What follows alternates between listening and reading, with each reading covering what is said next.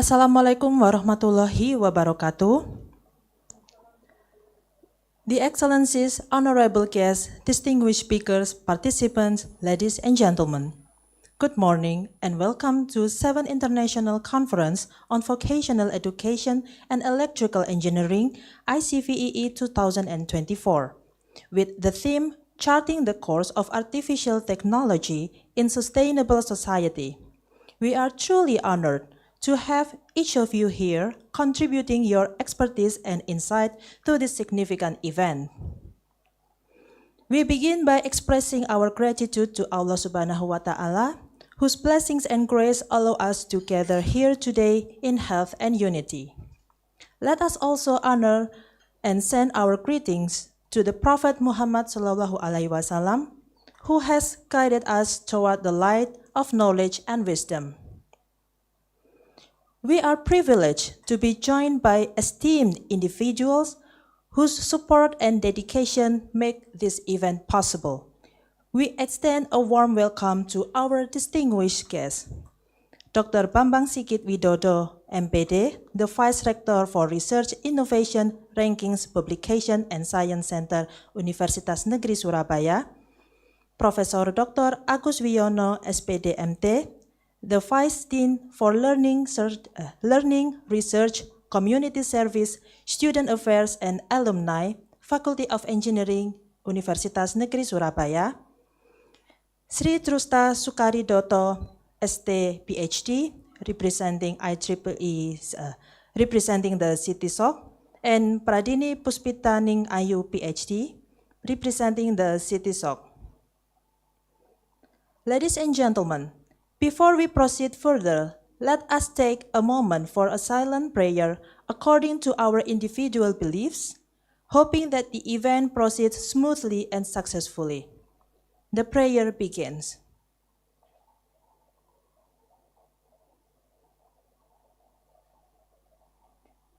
The prayer concludes. Ladies and gentlemen, please rise for the Indonesian National Anthem, Indonesia Raya, followed by Universitas Negeri Surabaya March. We all may rise.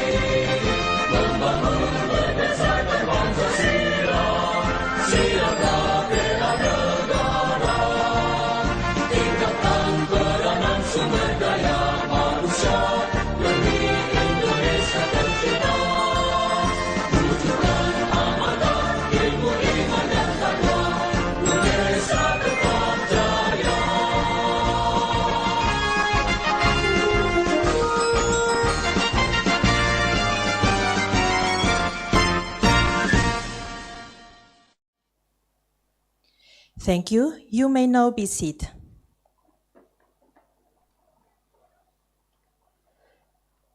This year's conference theme, Charting the Course of Artificial Technology in Sustainable Society, invites us to explore the impact of artificial technology and its essential role in creating a sustainable future. Today, we bring together academics, researchers, and practitioners committed to harnessing these technologies for innovative and sustainable solutions in vocational education and electrical engineering. Before we begin the main program, allow me to outline the primary agenda for today's event.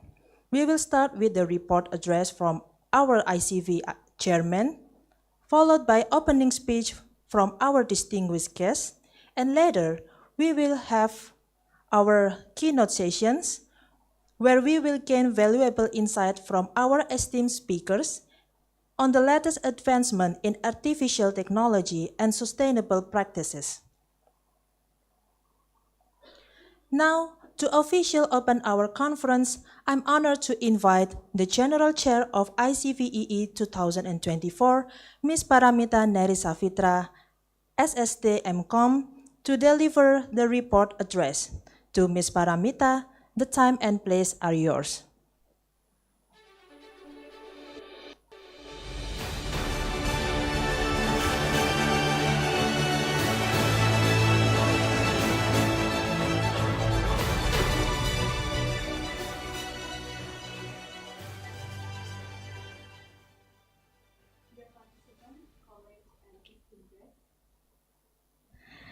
It's with great honor and enthusiasm that I welcome you to 7th International Conference on Vocational Education and Electrical Engineering 2024.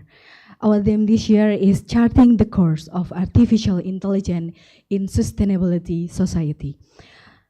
It's not just a reflection, current trends, but a vital challenge that calls upon us to rethink the role of artificial intelligence in shaping the more sustainability and inclusive future. First and foremost, I would like to express our heartfelt gratitude to all of the authors and participants who research and contribution from the backbone of this conference. This year, we received 98 paper submission, and after carefully and rigorous review, we have 59 papers have been accepted for presentation.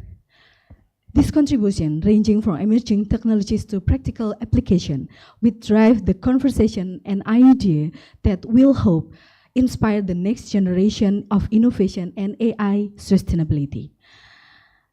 Our sincerely extend to co-sponsors, the IEEE Indonesian section and Consumer Society Technology, whose steadfast support has been invaluable in organizational of this event. I would like also to acknowledge our main sponsor, the Faculty of Engineering Universitas Negeri Surabaya, along with the support department, including electrical engineering, electrical engineering education, informatics engineering, information system, and information technology education. And a special thanks to the technical program committee and the organization committee for the dedication and hard work behind the scene have been ensured the successful of this conference. ICVEE 2024 serve as a platform for academics, researchers, and practitioners to come together here and explore how AI and other emerging technology can be integrated into social structures to promote sustainability. Over the next few days, we will dive into insightful papers, engage in thought-provoking discussion, and collaborate on forward-looking solutions. This is our hopes that through this conference, we can forge the new partnership and chart pathways that will drive meaningful advance in technology and sustainability. Thank you for being a part of ICVEE 2024. I look forward to acknowledge exchange, innovation, and idea that will bring from this event. And I'm confident that together we can shape the future where technology and sustainability in our hand, Best wishes for productive and inspiring conference. Warm regards, Paramita Nerisavitra, Conference Change ICVEE 2024. Thank you.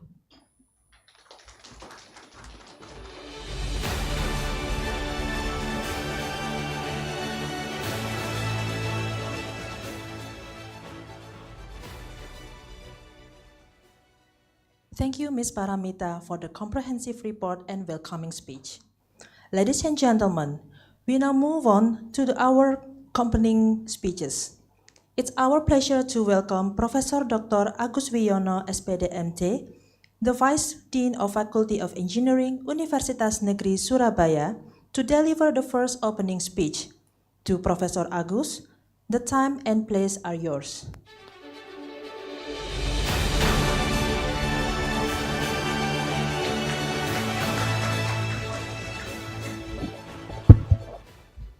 Bismillahirrahmanirrahim. Assalamualaikum warahmatullahi wabarakatuh.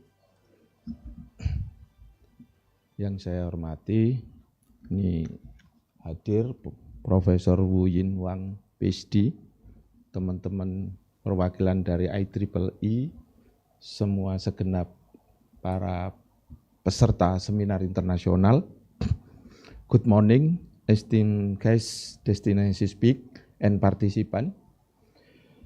It is a pleasure to welcome you all to the 2024 International Conference on Vocational Education and Engineering. This conference has a vital space for exchange ideas, showcase innovation, and building partnership that advance our field in many ways. As Vice Dean of Academic Research Community Service, I am inspired by the range of expertise gathered here today. Your dedication to enhancing vocational education, research, and community impact is what drives progress, bridging gap between academy, industry, and society. Thank you for joining us at ICVEE 2024. I look forward to the engaging session ahead and the connection we will building together. Welcome, and let's make this an impactful and memorable conference. Thank you.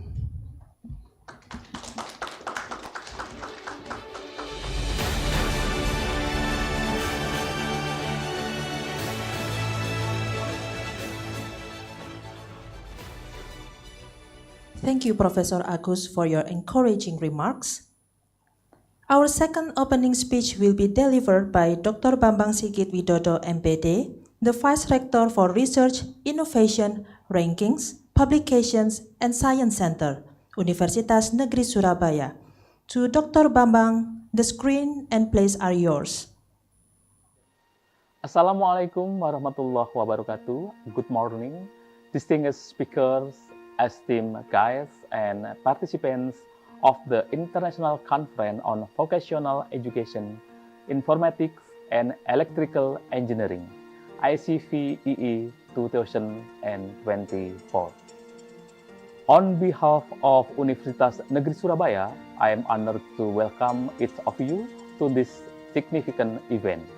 ICVEE serves as a platform for exchanging knowledge, fostering collaboration, and advancing research in vocational education, informatics, and electrical engineering, fields crucial for addressing today's technological challenges and supporting societal progress. This year, we are privileged to bring together researchers, practitioners, and students from around the world, united by a shared commitment to innovation and learning. We hope this conference will inspire discussion, generate ideas, and establish collaboration that will pave the way for future advancement. As an institution committed to excellence in research, community service, and innovation, UNESA is proud to support initiatives like ICVEE that contribute not only to academic enrichment, but also to meaningful community impact. I encourage each of you to actively participate, share your insights, and connect with fellow scholars and experts. With that, I am delighted to declare the International Conference on Vocational Education and Electrical Engineering 2024 officially open. May it be a productive, inspiring, and impactful experience for all involved. Thank you and Assalamualaikum warahmatullahi wabarakatuh.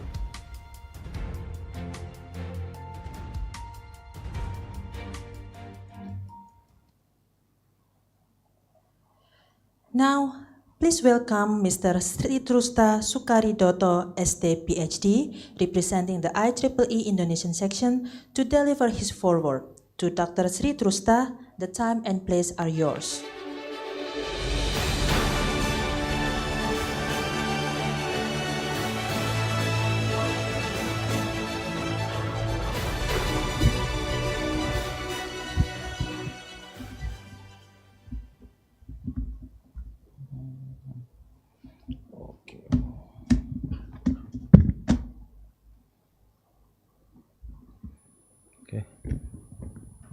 Assalamualaikum warahmatullahi wabarakatuh.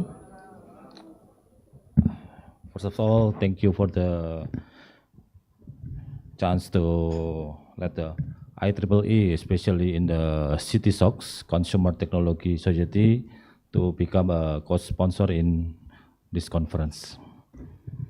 Okay, good morning, distinguished guests, respected speaker, and also the participants. On behalf of the ICVEE Consumer Technology Society, CitySoc, this is our pleasure and honor to become a co-sponsor in this conference.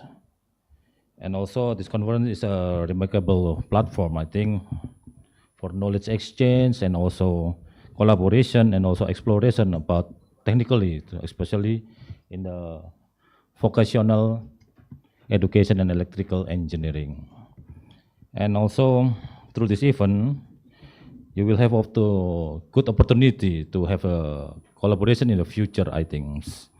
And I would like to extend our deepest gratitude, especially to the organizer, Bumita, Budini, and also others, and also sponsor and everyone involved in making the ICVEE 2024 in reality. I think your hard working and also dedication for this conference will achieve many good results in the future. And also, thank you once again to joining in this conference. Enjoy and congratulations to ICVEE 2024. Thank you.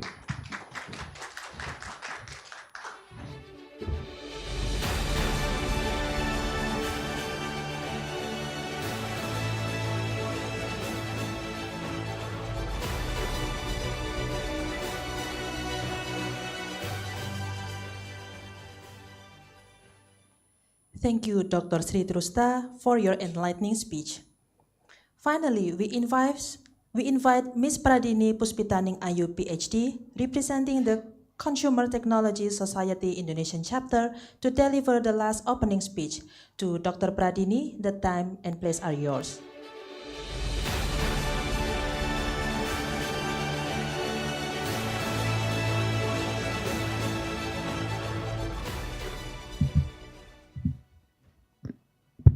Good morning, ladies and gentlemen. Today, I am representing the chair of ICVEE Indonesia section, Professor Gamantio Hendrantoro. Good morning, dear distinguished guests, colleagues, researchers, professionals, ladies and gentlemen. A prosperous, warm, and spirited greetings to all of you. Allow me to extend my warm greeting to the Honorable Vice Dean of Faculty of Engineering Universitas Negeri Surabaya, Professor Dr. Agus Wiono, the General Chair of ICVEE 2024, Ms. Paramita Nerisavitra, as well as the distinguished keynote speakers, Professor Huang Wu Yin from the Donghua University, Taiwan. Thank you for coming here. It's our pleasure. Dr. Insinyur Lucia Rahmawati from Universitas Negeri Surabaya, Professor Minoru Kuribayashi, who is today joining online from Tohoku University, Japan. Last but not least, to conference committee members and all participants.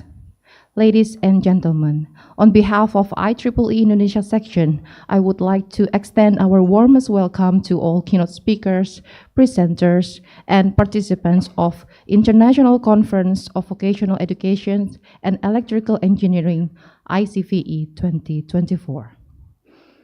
The conference is held by the Faculty of Engineering UNESA with the IEEE Indonesia section and the Consumer Technology chapter as co-sponsors. Last year, IEEE Indonesia co-sponsored more than 70 international conferences held in Indonesia, including this conference. But co-sponsoring conferences is not the only activity we do in IEEE.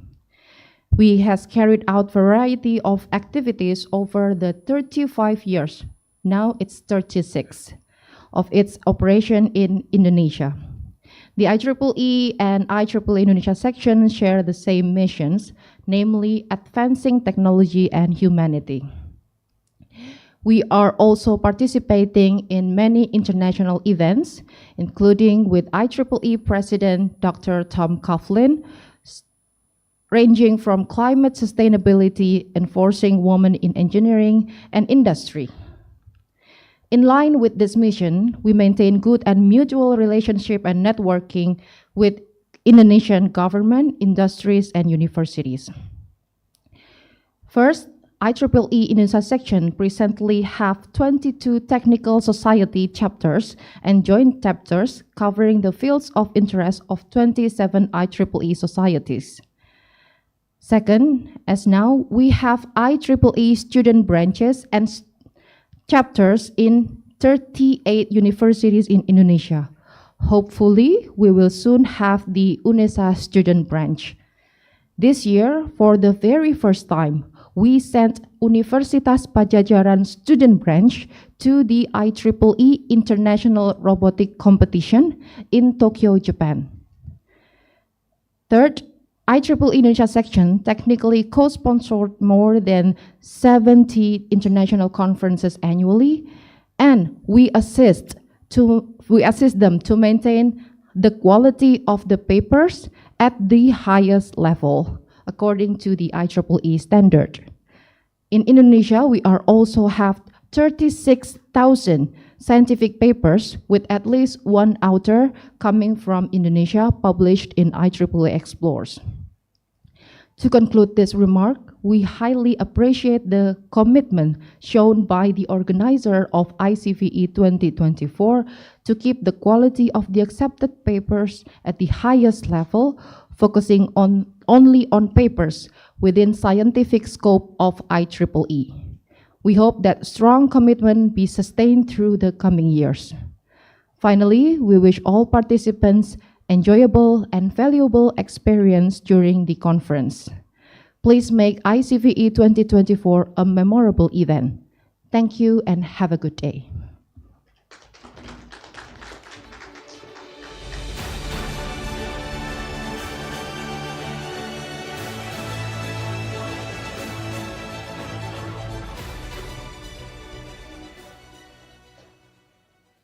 Thank you, Dr. Pradini, for your insightful remarks.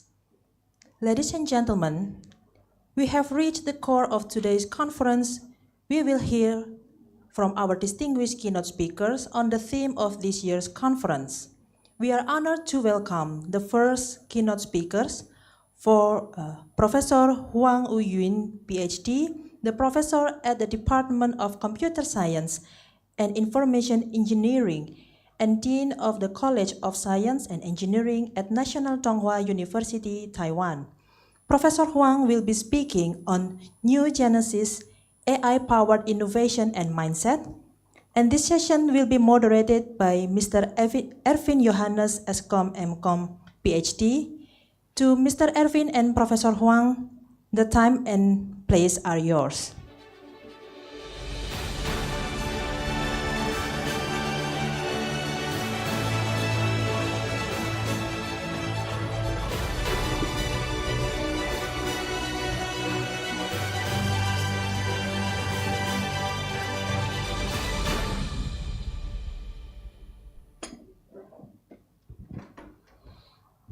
Okay, good morning, distinguished guests, fellow participants, and esteemed colleagues. It is a great honor for me to welcome you to this keynote session at the ICVEE 2024 conference. We are fortunate to have with us today a distinguished expert whose contributions span multiple domains in science, engineering, and network learning technology. Without further ado, it is my privilege to introduce Professor Wu Yun Huang, PhD, from the Faculty of Science and Engineering at National Donghua University, Taiwan, and the Institute of Network Learning Technology at National Central University, Taiwan. Today, Professor Huang will share his insight on a topic that resonates deeply with the spirit of this conference: New Genesis, AI-powered innovation and mindset. In a time when artificial intelligence is reshaping every aspect of our lives, from technology to education, Professor Huang's expertise will offer valuable perspective on how we can embrace this change and cultivate the right mindset for the future. Please join me in giving a warm welcome to Professor Huang. Time is yours. Yeah, thank you. Thank you very much for all of you, particularly organization of ICVEE, International Conference of Vocational Education and Electrical Engineering, 2024. So I'm very happy here. Very beautiful city and very good, arrangement. Yeah, this beautiful place, good hotel. Before my formal speech, I would like to, say I come to Indonesia almost 20 times. Yeah, so many times. So Indonesia like my second hometown, and I enjoy here a lot of food, nice people, and also delicious food. Yeah, yesterday I just got it's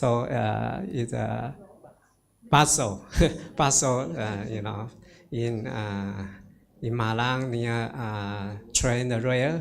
Yeah, near train rail. Yeah, it's a very special experience. Yeah, thank you. So nice arrangement. I visit UNESA this year around beginning of April. I met your rector. Your rector from sports science, right? Yeah. So I'm very happy to attend this conference, and later I will visit your university this Friday, November 1st. Yeah. So hope we can have more collaboration and closer and closer in research, maybe a joint research project, or maybe not only MOA. Maybe we can have further collaboration like scholar exchange, student exchange, or like a double degree program. Yeah, so I'm very happy here. I suppose that we will have fruitful, results in this conference, and later we have a meeting, in UNESA. So my slides. Okay, so I will talk about my university first. So I like to stand up, right? Yeah, stand up to give my talk. So first slide. This is the second slide. So how to control? Control by myself or help me? Okay, thank you. So I have the two affiliations. You look, Dean College of Science Engineering, Donghua University, Taiwan. Also Distinguished Professor Network Learning Technology, National Central University. I have the two affiliations, two jobs, two office, two laboratory, right? And I have a graduate student in these two universities. However, I just have one salary. I do two tasks, two jobs, just only one salary. This is not fair. Okay, so I'm very busy. Not only administration, meeting. I also busy with academic, like activity, supervise my graduate student, or go abroad here to do some collaboration. So I'm very happy, to go abroad, particularly Southeast Asia. This half year, I already visit Philippines, Vietnam, Thailand, Japan, and China. Definitely Indonesia. Indonesia, this is maybe the third time or the fourth time. The third time or fourth time this year. So yeah, I'm very happy here to, talk a collaboration, or maybe can further supervise, co-supervise the student. Okay. So thank you. Next slide. So I just take maybe several minutes to introduce my university and my recent study. Just several minutes. So Taiwan is quite close to Indonesia, between Japan and Philippines. So the flight time is around 5 hours, around 4 hours, 30 minutes, or 5 hours to Jakarta or to Bali. There are 2 direct flights. Then I take a domestic flight to Malang. So next, so my university is very beautiful. Yeah, just like Malang or like Bandung, yeah, very beautiful, city. Yeah, my university, have a beautiful mountain, like a blue sky, and like a seashore, quite close to my university, and the Pacific Ocean. So next, so also have world-renowned national park. Yeah, Tarugo. Yeah, if you visit Taiwan, maybe you should visit this beautiful place. Most international visitors will come. Yeah, this beautiful place. Next. So this is my university. My university in the eastern part of Taiwan. I just mentioned Hualien, beautiful city, and I have confidence the best comprehensive university. Also, my university have the beautiful campus. The bottom part, 3 buildings belong to my college. My college is the biggest, faculty biggest college in my university. So next. This is just brief introduce my college. We established, this college around 30 years ago, 1995, and then we have the student right now much more, 2,500. Also, I have around like 130 faculty member, most professor and also research associate. My university have 8 departments. These 8 departments have a bachelor degree, master degree, and have a PhD degree.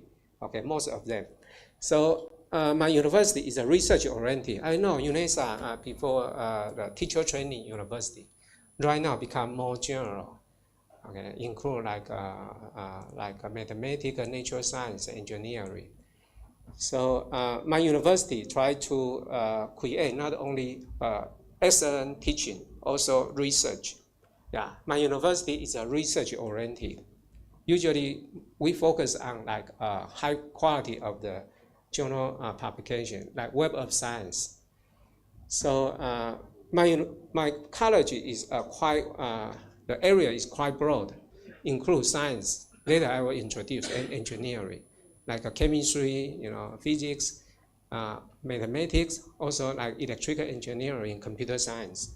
So right now we encourage all my faculty, member researchers can do collaboration, other university in Taiwan or other country, more internationalized using AI.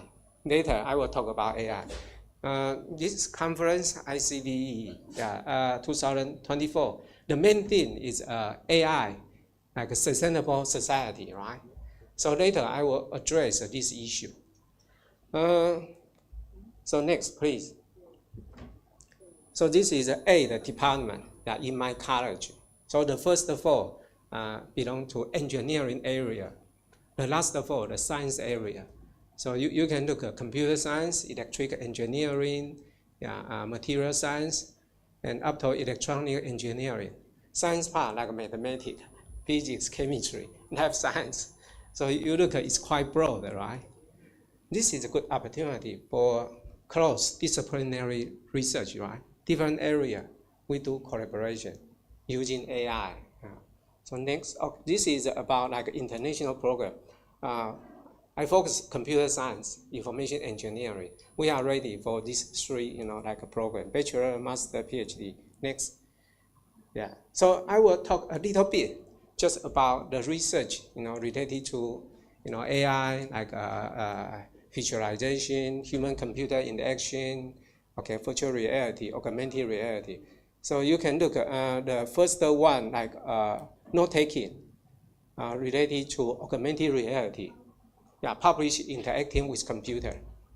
I know this journal, I have one special issue in this journal before. And the second is like a collaborative virtual environment for situated language learning. So you can look at the first one related to human-computer interaction, ergonomics. The second related to education, using virtual reality. Also published a good journal, Educational Technology and Society. This journal, the impact factor is pretty high. So the third one, also related like computer-assisted cultural learning in online augmented reality. Also published ICVEE transaction on learning technology. So this is also a good journal. I maybe until now maybe almost more than 5 or maybe 6 or 7 journal paper in this ICVEE TLT. We call ICVEE TLT. So the last one also publishing ICVEE transaction on vehicle technology. This publication is from my colleague, not from my publish only, from my colleague. So next about like car counting, right? Automatic way, user recognition and AI, like a real-time traffic flow monitoring. So the second, like a videos, like a surveillance in a highly secure area. Maybe this is very sensitive, area need to do some video surveillance, And then the third one, like a human-computer interaction for lip reading. Okay, the last one about like the chess, Chinese chess is like a computer goals, user deep learning. So this is just a part of my, colleague, their research from my college. So next, so I will also talk about my recent study. So next slide. My study is quite related to your conference, the main thing. So here also talk about like sustainability, but the title is a bigger interaction and education. Why I use this title, big interaction education? Because big data, right? Everyone know big data. But how about like education and interaction? I would like to talk this deeply. Interaction, not just human-computer, maybe computer-computer, machine-to-machine. Okay, because right now AI, we can build like a model for different machine. We cannot say machine. Maybe later on, they have brain, they have soul, they have knowledge, can interact with you like a humanoid, like a robot, right? Right now we use a robot, like a humanoid. So here I talk about like active interaction and learning in authentic context. In real situation, the real life, environment. So there are 3 issues we need to address. First is big scalability, and second is long sustainability, and the third is high cognition. So not only sustainable, also consider like a scalable, right? Scale to a lot of people use. Okay, and then we will know how to build a good sustainable society. All of you, right? And high cognition, this is related to education. High cognitive development will let us become more knowledgeable, right? Because we are teacher. We hope student learner, they can become smarter and smarter, right? Have a high cognition, like quick activity. First one is quick activity. So the scalability, you can look at not only human being. Later I will introduce like all thing, all object. Because right now, AI model, yeah, they can try to build their thinking model for all object. So last one, sustainability. Next. Next. So here, maybe previous. Okay, next. So right now, not only just big interaction and education, also smart. Smart to interact with all objects surrounding us. All objects. Like right now, EV car, right? Yeah. Like BYD or Wulin, yeah, in Indonesia. And yeah, very smart, right? Maybe they can talk the owner. Also, how about appliance like a refrigerator, air conditioner, right? They also have their thinking model, can talk to you. Like a smart home, right? Next. So here is my publication. Why I want to do some research about this issue? Because, yeah, my research will do some experiment, get the data, and try to, prove my idea, okay, it's good. And definitely can help me to go next, right? Move forward. Because the result, we will reflect, think back. Oh, what the next? We will try to address. So this is a good way how to improve yourself. No shortcut, just do experiment, get experience. After you have a lot of rich experience, then you know how to do next, right? And then after you have rich experience, you will analyze, and then you will evaluate. Later, you have something new. It's called creativity. So next. So I would like to talk about my research. Okay, this is I'm very happy to get this honor, like top 7 in the world. About this is all the systematic paper review, instructional design technology, 2007-2017.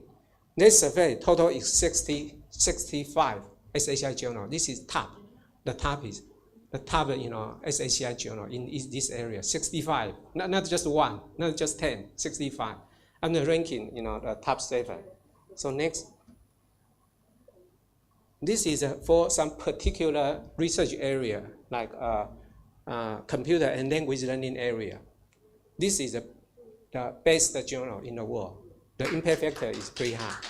Okay, so I'm the ranking one, but this is not right now. Is about 12 years, right? To 2008 to 2018, total 12 years. So survey the total, publication, like citation, high index. I'm the top one. Okay, thank you. So next, yeah, I will go my main speech, the topics. Before I talk about my, speech content, usually after I give a keynote, a lot of experts will ask this question, particularly, the university professor. They say, oh, how to face the challenge, right? Or change generated by AI. How to, face this challenge. So before my answer, I will give a joke. Next story. This is a very, interesting joke. So today is a Teacher Day. In Taiwan, Teacher Day is end of the September. In Indonesia, the November, right? Yeah, November. So Teacher Day will come next month. So yeah, on Teacher Days, so a group of the professor were called and then sat on the airplane. So door closed and airplane was about to take off. All professor were told, oh, the student built this airplane. This airplane, was built by their student. So all professor feel scared, right? Rush told the plane door, want to escape. Because they feel scared, maybe the airplane will crash after takeoff. So they feel scared. However, there is one professor, okay, they remain very calm and confident in sea. No rush to escape. And someone asked this professor, why not escape from airplane? So the professor confidently said, oh, all of the professor are my student. Okay, so he is like a head professor, right? And then next question, are you sure you teach well? Then this professor, calmly say, I'm sure this airplane cannot take off. This airplane cannot, fly. So he have the, ability to predict the result, right? Result prediction. So this is very, high level cognition, prediction. So next. So the answer, how to face the change or challenge generated by AI. How to face the challenge. Usually we know AI can solve the problem, right? Q&A, you ask question and answer, or maybe do some task classification, right? But do you think this is enough for our student? How about the next? The high cognition, problem finding, different from problem solving. Problem solving, give the task, right? Give a problem, then student try to solve. How about find, problem surrounding you? Find the problem in our society, right? Problem finding, this is a very high level cognition compared to problem solving. You can check from internet, okay, problem finding. Also, the last one I just mentioned, they, hey, the professor can predict the result, right? Result prediction, result predicting. So we need to, not give a task, homework to students. Very simple, task, just high level cognition, right? Or problem finding, or like prediction. Time already run out. Time already run out. Okay, I will speed up my speech. Okay, next. Okay, next. So usually industrial revolution, I will skip this. You know this very well because like a steam engine, right? So our transportation, our production will become faster and faster, right? Without like animal or like manual labor. So next. So this is about like a digital revolution. Maybe you know very well, right? And about like 1995, digital information communication through analog signal to digital signal. Because from analog signal to like digital signal, we can copy, right, the digital data, right, and do some transmission. So it's a breakdown the geographic barrier. Next. So this is about like recently about like 2000. So you can look at mobile device, mobile phone right now, smart mobile phone, cloud service. So usually knowledge are driven from big data. We try to generate knowledge from big data, and then usually a lot of the goods and service is based on knowledge generating activity. So knowledge is very important right now, right? From big data. How about next? Mindset revolution. Yeah, which not just think AI, artificial intelligence, just tool or service, different from the internet or smart mobile phone. Internet, changed us a lot, right? About 2000, and mobile phone, smart mobile phone, maybe around 10 years ago. Everyone have the smart mobile phone. We think a powerful tool, right? Okay, and the service. How about the AI? So this is very different from the previous like tool service, smart mobile phone, internet. So human being experience mindset revolution with generative AI. So AI and human being blur the lines, like also made in real and digital world. So the second part is a little bit crazy. It's called cloning, mindset. Yeah, clone human being. Clone that like a creature maybe 30 years ago in UK, like clone the ship. It's called Dolly. About 1995, I remember. They clone like a DNA, right? And like a ship is called Dolly, right? But here it's not cloned creature. It's clone your mindset. Okay, clone your mindset. So even after you deceased, after you die, your clone model still exists. your clone model still exists, right? You need to train your clone model, like your twin. And even you pass away, your clone model still exists, right? So this is can speed up the wisdom growth. Why? Your clone, like a mindset, continue learn, right? Even you pass away, yeah, continue learn. So maybe your clone model can learn more than 100 years, 200 years, 500 years, forever, right? So I named this is called eternal learning. Rather than eternal life, impossible in eternal life, right? It's impossible. But eternal learning right now become possible.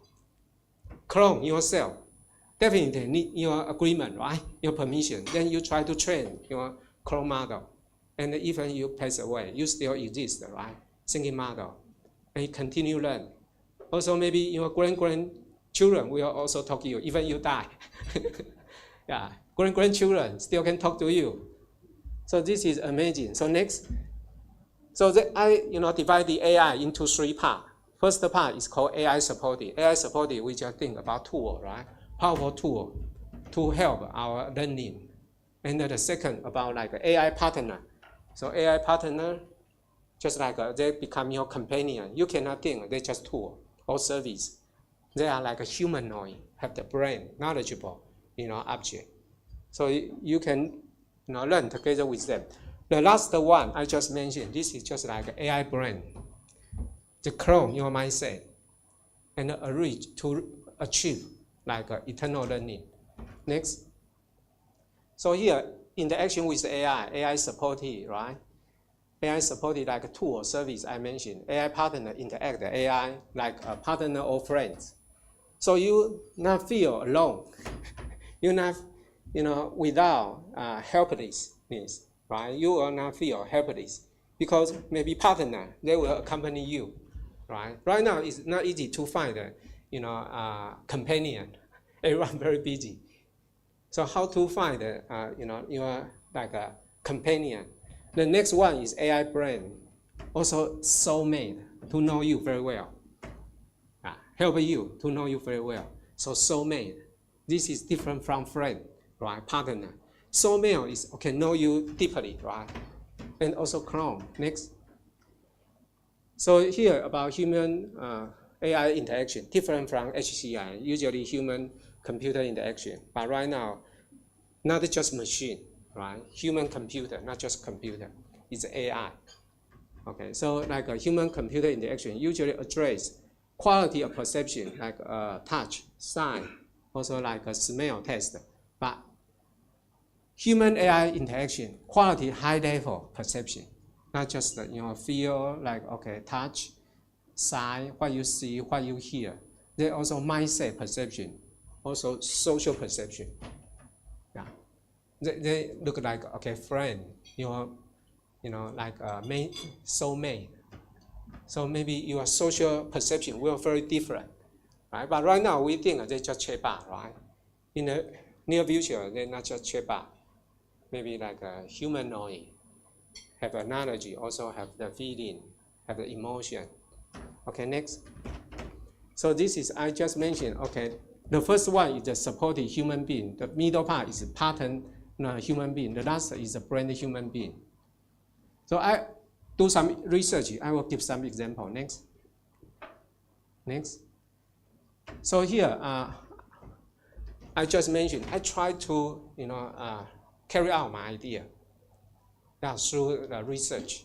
So the first, related to mathematical word problem, automatically, generated by AI. So how to generate, authentic mathematical word problem from campus, from classroom. Yeah. So the educate the teacher try to generate the problem, by themselves, not just find from textbook. The problem find from textbook or publisher. Find the problem related to their daily life. So students will feel interested. Oh, this is a mission or problem related, my surrounding. So they feel interest. So I use like AI and recognition technology. Fortunately, published this year. I published 2 journal paper, Web of Science. Okay. So with my PhD student, she is also Indonesia. PhD student, she teach in Erlangga University. Okay, Surabaya. Next. So this is the detail I will skip, right? The architecture, how to generate mathematical word problem. So next, we also have the this is a prompt engineering. Very detailed, like how to get the data, like information acquisition, use this data as part of the prompt to GPT. Then that's one, GPT try to generate the problem automatically. Next. Okay, so what the next? Advanced study related to mathematical word problem. Now you can consider not just a text picture, also maybe augmented and mixed reality. Next, multimodal. This is another for language learning. I also conducted this study in Indonesia, Jogja. Jogja's. Not Gajah Mada, UNY. UNY, right? So I conducted this experiment in UNY. Unfortunately, also published last year. In Faculty of Engineering about engineering English. I use this course as an experimental, course. Next. So this is another for teacher, teaching plan design using AI. Teacher try to design their course plan, right? And the learning activity, also evaluation. So this is help teacher, like a course plan design through AI. So next. So this is the second part, AI partner. Next, I give example very quickly, maybe just give me 10 minutes. So this is one of my studies. It's called X Education. You can look here. There is a big slogan, God created all things. This is like a religion, right? God created all things. This study give all things the brain. We give all things brain. Like I mentioned, refrigerator, car, door, chair, air conditioner. Give them brain and educate them. We not just give brain, right? Just our kids, we give life to them. We also need to educate our kids, right? So we give brain to all things, all objects. We also need to educate them. Let them become, knowledgeable, like object. Then can talk to human being, become human being, learning companion. So we don't feel alone, not just the human being, also all object. Build like a model, right? For air conditioner, have their own model. For car, have their own model. Different car have different their model. Okay, so I do some experiment. Very lucky, I published 2 journals. This year, I accepted by ICVEE Access. And 2022, accepted by other journal. So I realized, I carry out this idea through experiment and research. So next, so this is a framework I will skip because I not only human being, not only GPT, okay, AI engine, also physical object, digital object. Not only physical object, refrigerator, vehicle, also like a digital object. They have the non-token, right? NFT, fungible, right? Non-fungible token. So we also can educate, digital object. So there are 4 parts: real world and like a digital world. So next. So this is an example. I conduct experiment. There are 3 the physical object and the 2 digital object. We educate them, and then after they become knowledgeable, we ask learner try to interact with these 5 objects and try to talk to them. They will give answer. And learner try to learn from their Q&A history because they talk to these 5 objects, right? So they will, use their discussion history for their learning, essay writing. Next. Okay, X education. Okay, what the next? Maybe next, all thing, yeah, with a different sensor and the perception of all things like eyes and ears. Your perception surrounding you, all things surrounding you. Not just, okay, they don't have the eye, don't have the ear, they can perceive surrounding and learn actively. Next. So this is about AI partner, you know, GPT-4o right now is very powerful. Yeah, from YouTube, you can check, look like a partner, just use your mobile phone. And then they will give you answers surrounding, right? Oh, where your mobile phone? Maybe you lost your mobile phone. They will tell you, okay, where. And also can solve like some, you know, algebra equation problem. You just take photo, the algebra equation. GPT will try to answer you. Next. So this is about AI brain. So next, there are two examples. So one is called, you know, NVIDIA, famous company in the world right now, right? Much richer than like Google, because you know there is like a stock market right now. Their price higher and higher.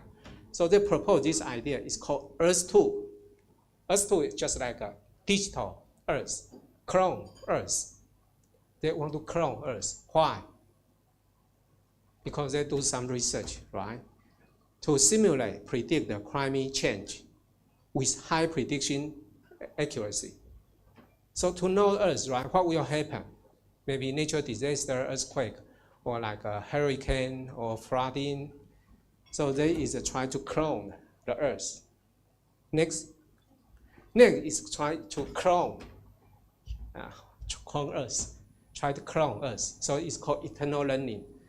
So I try to, you know, use their like a digital world, like Facebook or like Twitter, or like their speech-to-text recognition daily life. In their daily life, we ask them to, you know, record their speech and then recognize speech to text.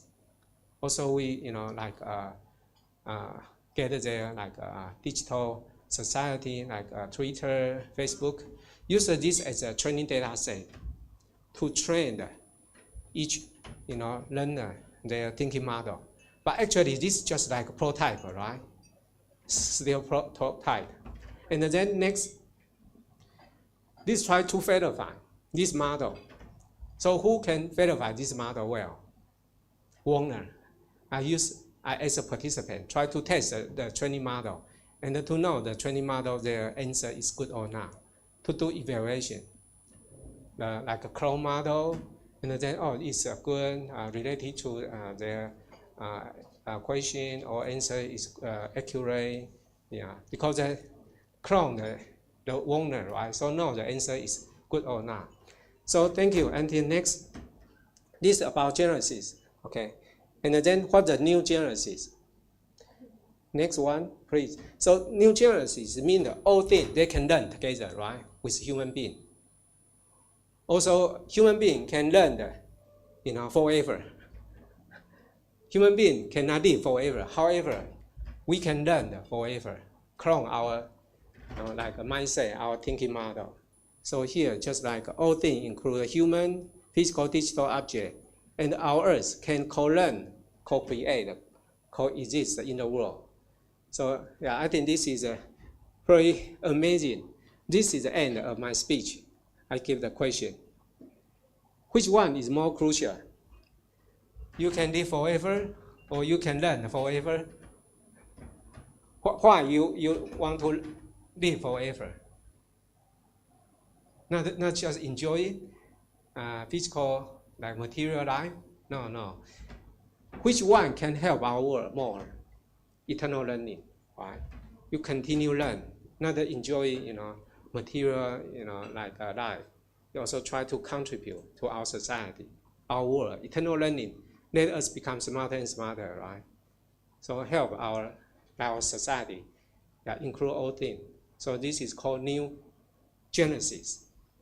Yeah, all things can learn, all things become knowledgeable. We can learn forever. Yeah, not that we can, you know, have eternal life. We can live forever, you know. We can learn forever. Thank you much. Yeah, this is my speech. Thank you.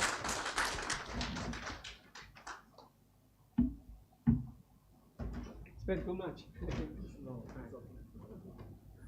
Okay, thank you for your insightful presentation, Professor. It is a great honor for me to welcome you to this question and answer session at the ICVEE 2024 conference. I encourage everyone to ask questions and take advantage to Professor Huang's expertise in this field. And maybe 3 questions is enough, maybe, right? And let's begin. Please raise your hand if you have any question, and we will pass you the microphones. Okay? Everyone have question? Okay. One. Staff, please. I think that's my question. Thank you. Okay, thank you. Thank you, Mr. Ibnu, for the question. Maybe Professor will be answered directly, right? Okay. Okay, please. Okay, thank you. Interesting question. Usually, we have the limited, memory, right? Capacity. So everyone very unique. We cannot expect all of us, the same, right? So everyone they have their own unique. Maybe they are interested in some like intelligence, maybe science, maybe liberal, right?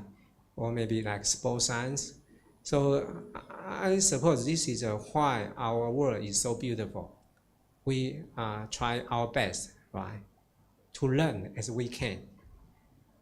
And to be teacher, we just try to help our student. But students they need to learn by themselves. Learn by themselves. Okay, how to learn, effectively. How to learn effectively. I cannot say, oh, what is the upper bound, right? We don't know. What is the maximum? Who knows what is the maximum? So how to learn effectively? I think this is what we want to, like design our teaching or want to guide our students to learn better, right? How to learn effectively, not how to teach effectively. Students usually need to learn by themselves, not just listen, right, and hear. They need to do something, right? Learning by doing, okay. Learning by some, like the experiment to verify the knowledge they learn, maybe from teacher or maybe from textbook. Try to use, try to carry out. So students, their experience, okay, their mindset will, improve through such kind, the real experience, right? They can improve. So please don't just ask students to have the paper-based, paper-based like practice, right? Or paper-based examination. Hope a teacher can, design some homework or task related to their surrounding, their life, to help our society to solve the problem. So this is quite much, the main thing, sustainable, sustainable society. Why? Can sustain the student their learning motivation. Because they find that related to my life, solve the problem. So they have the achievement, they have confidence. Knowledge is alive, not dead, not just for examination. Okay, this is my answer. Thank you. Okay, this is the answer from Professor. And maybe the second question.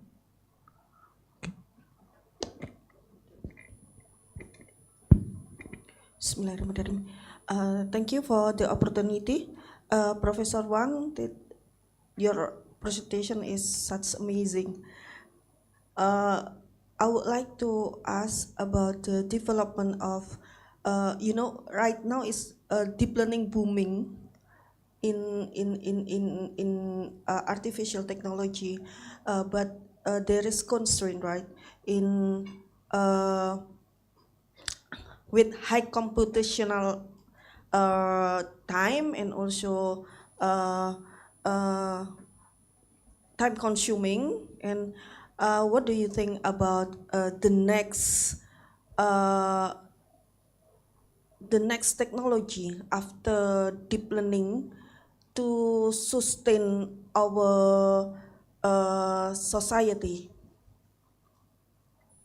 Okay. Thank you, Ms. Hapsari, for your question. Okay, Professor. This is a very good question. What the next, right, for AI? Okay, or like, right now, actually we still not satisfied the current result of the generative AI. Okay, right now they try to, do some high level, like training, high level training for generative AI, reasoning. Try to reasoning, not just Q&A, ask question, answer. No, they need to, usually reasoning need to gradually, right, step by step. So right now they are the new model, they can have the reasoning ability. Not the Q&A, not the problem solving, not just the classification. So simple answer, right? Although answer is pretty good, but reasoning is more, more important, right? To become high level. Okay, thank you. Thank you, Professor. Okay, maybe the last question. Okay. Okay. Thank you very much, Professor Huang, for your very interesting topic that you presented today. My name is Dini.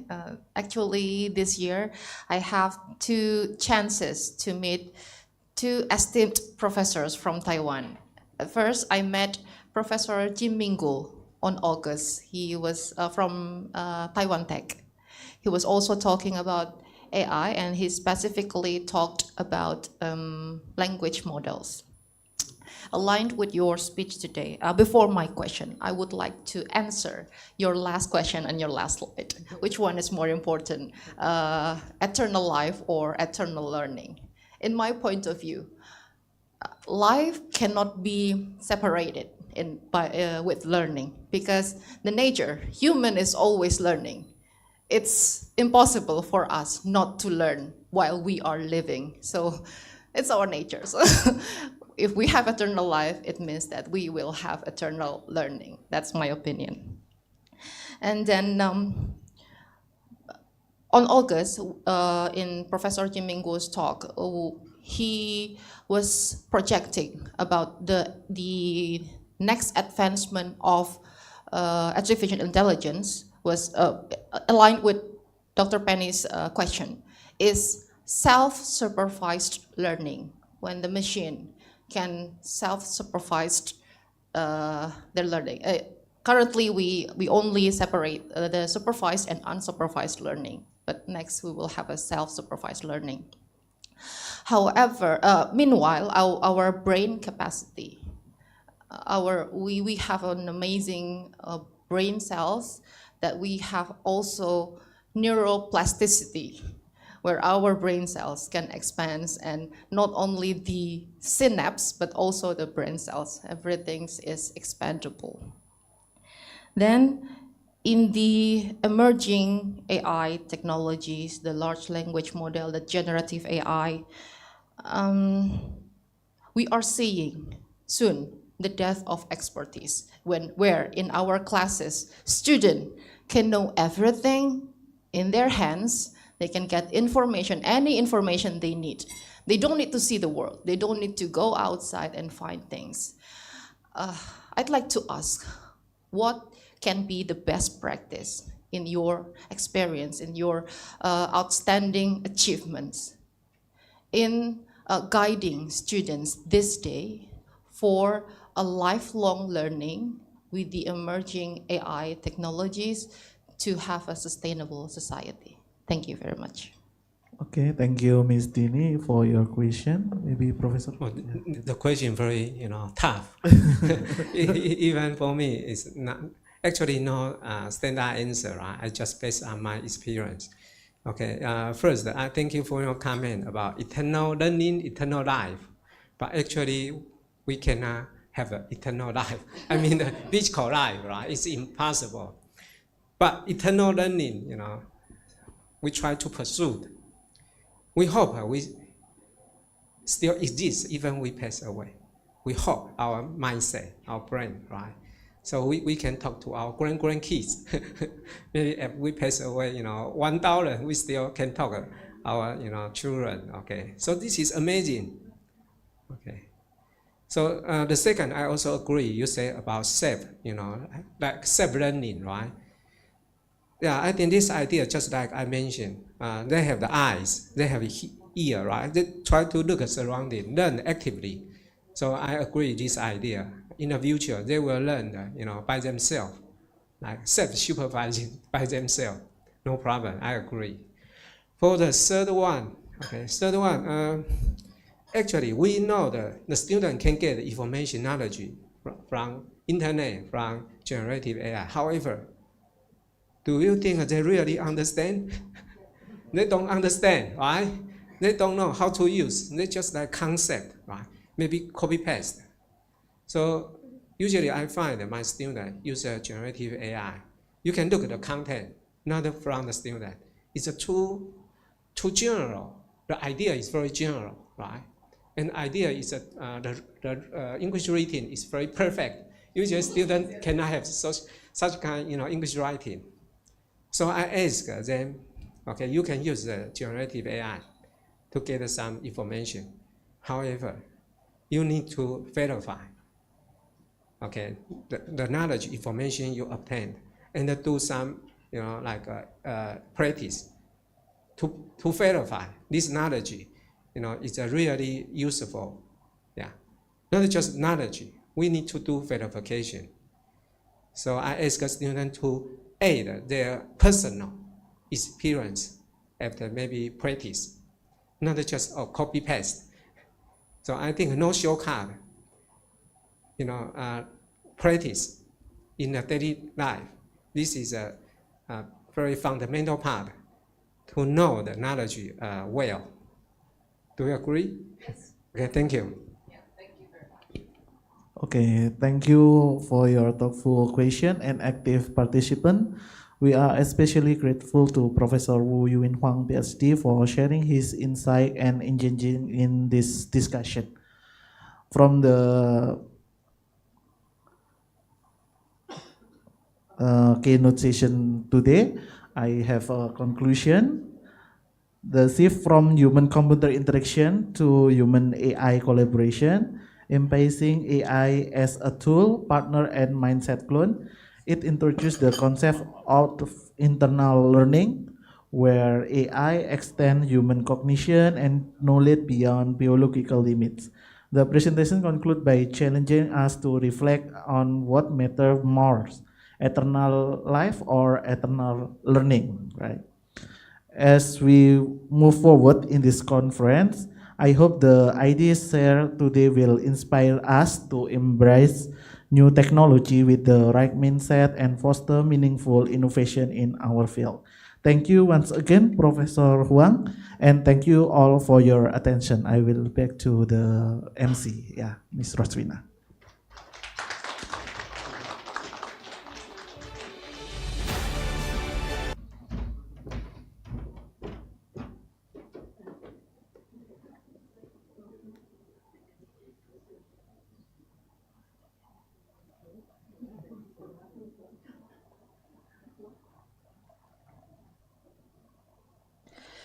Thank you, Professor Huang, for the enlightening presentation. We have very delightful discussion today.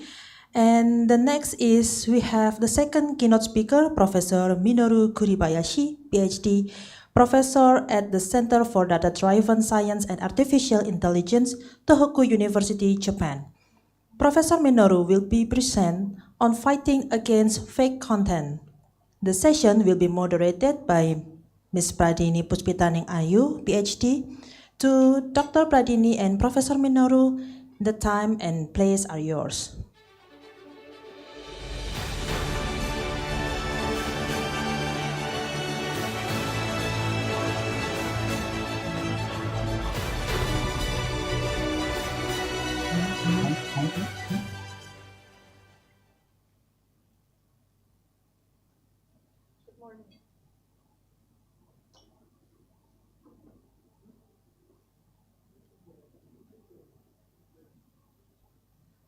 Ladies and gentlemen, thank you. It was a great honor for me. Let me introduce myself once again. My name is Pradini Puspitaning Ayu, and I am very honored to be the moderator for Professor Minoru Kuribayashi's talk this morning.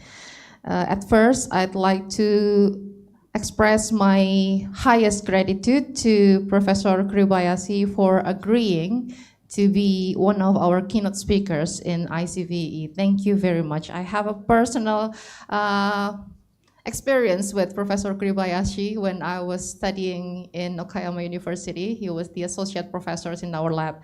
So Professor Kuribayashi is currently a professor in Tohoku University. He earned his Bachelor of Engineering and Master of Engineering and also doctoral from Kobe University, Japan. He worked as a research associate and then assistant professor at Kobe University between 2002 and 2015. Then he was an associate professor from 2015 to 2023, just last year, at the Okayama University, where I took my doctoral degree. And then in 2023, he moved as a full professor at the Center of Data-Driven Science and Artificial Intelligence at Tohoku University.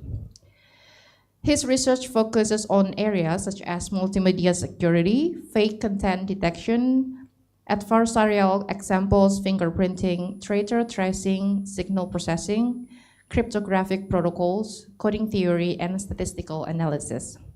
He has served as an associate editor for IEEE Signal Processing Letters, the Journal of Information Security and Application, and IEICE.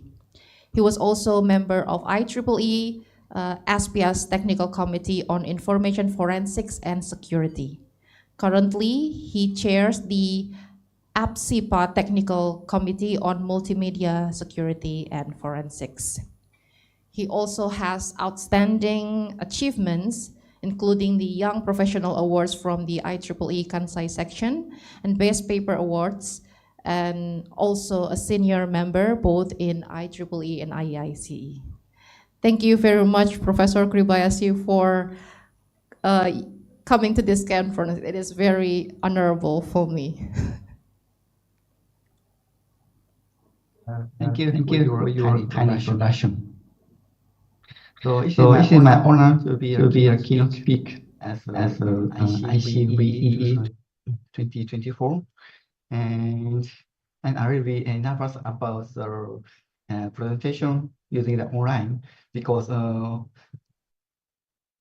actually I want to go to the Indonesia to make a presentation in face-to-face meeting.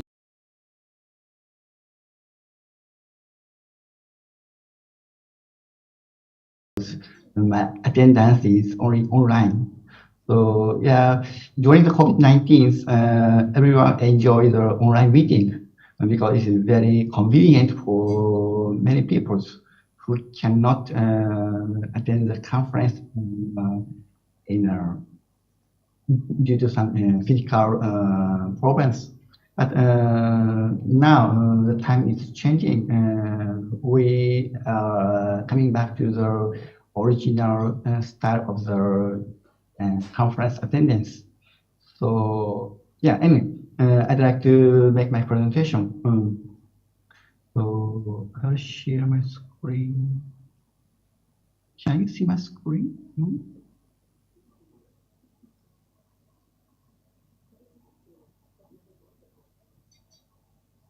Can you see?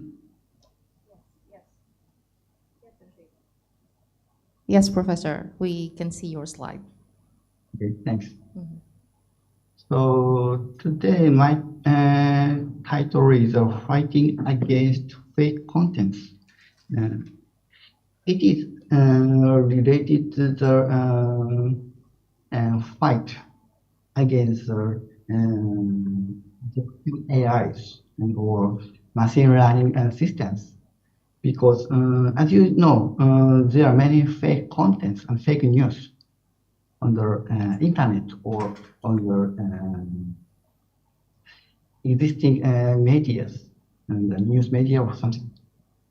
So it's very important research areas. How to detect a fake content or how to classify it is fake or real. So today I'd like to introduce some recent studies in my group and some recent trends in the world. Okay, this is the agenda of my talk. Professor Kribayashi, would you please share the full screen? Oh, here.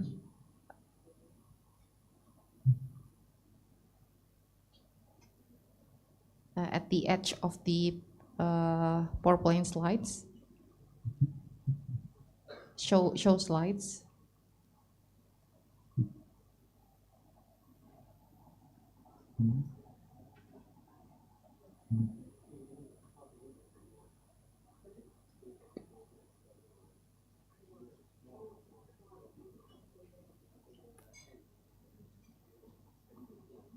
Thank you. That's perfect.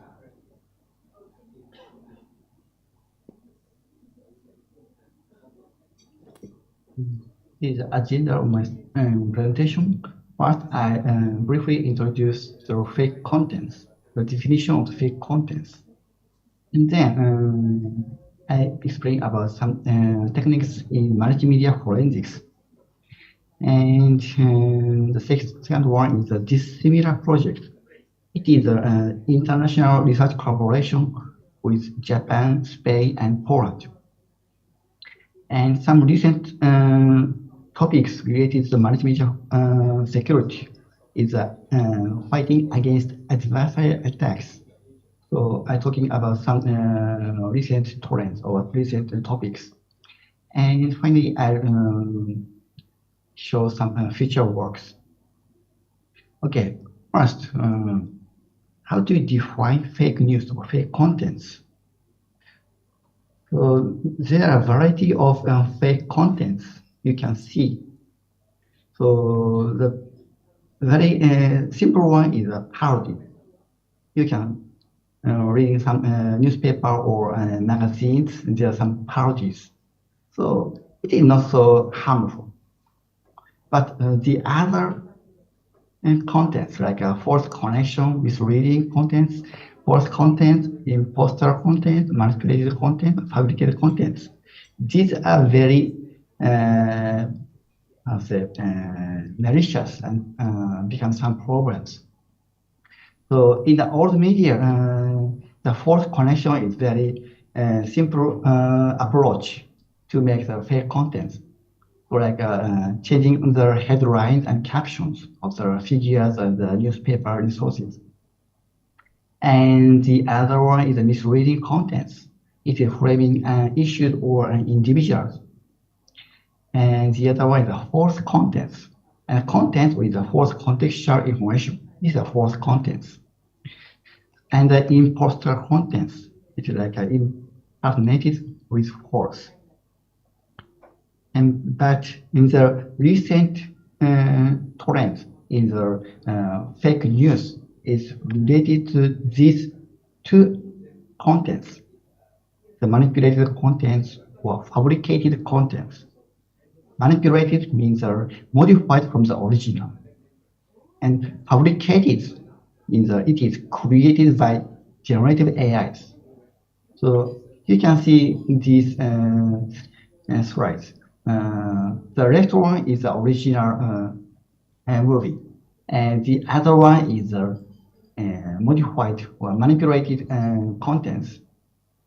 The face area is swapped with from the original, and the face expression is also changed based on the target contents.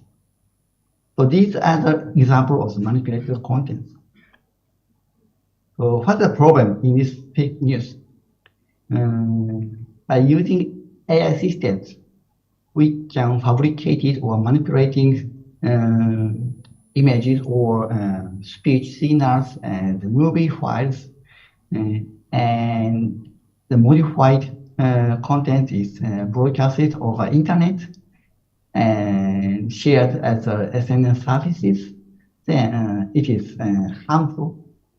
Sometimes somebody try to frame a reputation of the certain party. So it is a problem. So especially if this is applied for the very important persons, like a president in United States or president in UK, sometimes it makes a use of the spread of propaganda. So this is very important. This slide shows the categorization of fake contents. One is identity swap. So this is the target, and this is the source file. So this face is swapped with the source file. So this is created contents. So this kind of swapping some face or some articles is very common in history. But with the assistance of the AI systems, the appearance is very clear, and it's very difficult for human eyes to detect this is fabricated or not. And the second one is a face synthesis. This is created by generative AIs. So there's no existence of the original. These faces are created from nothing.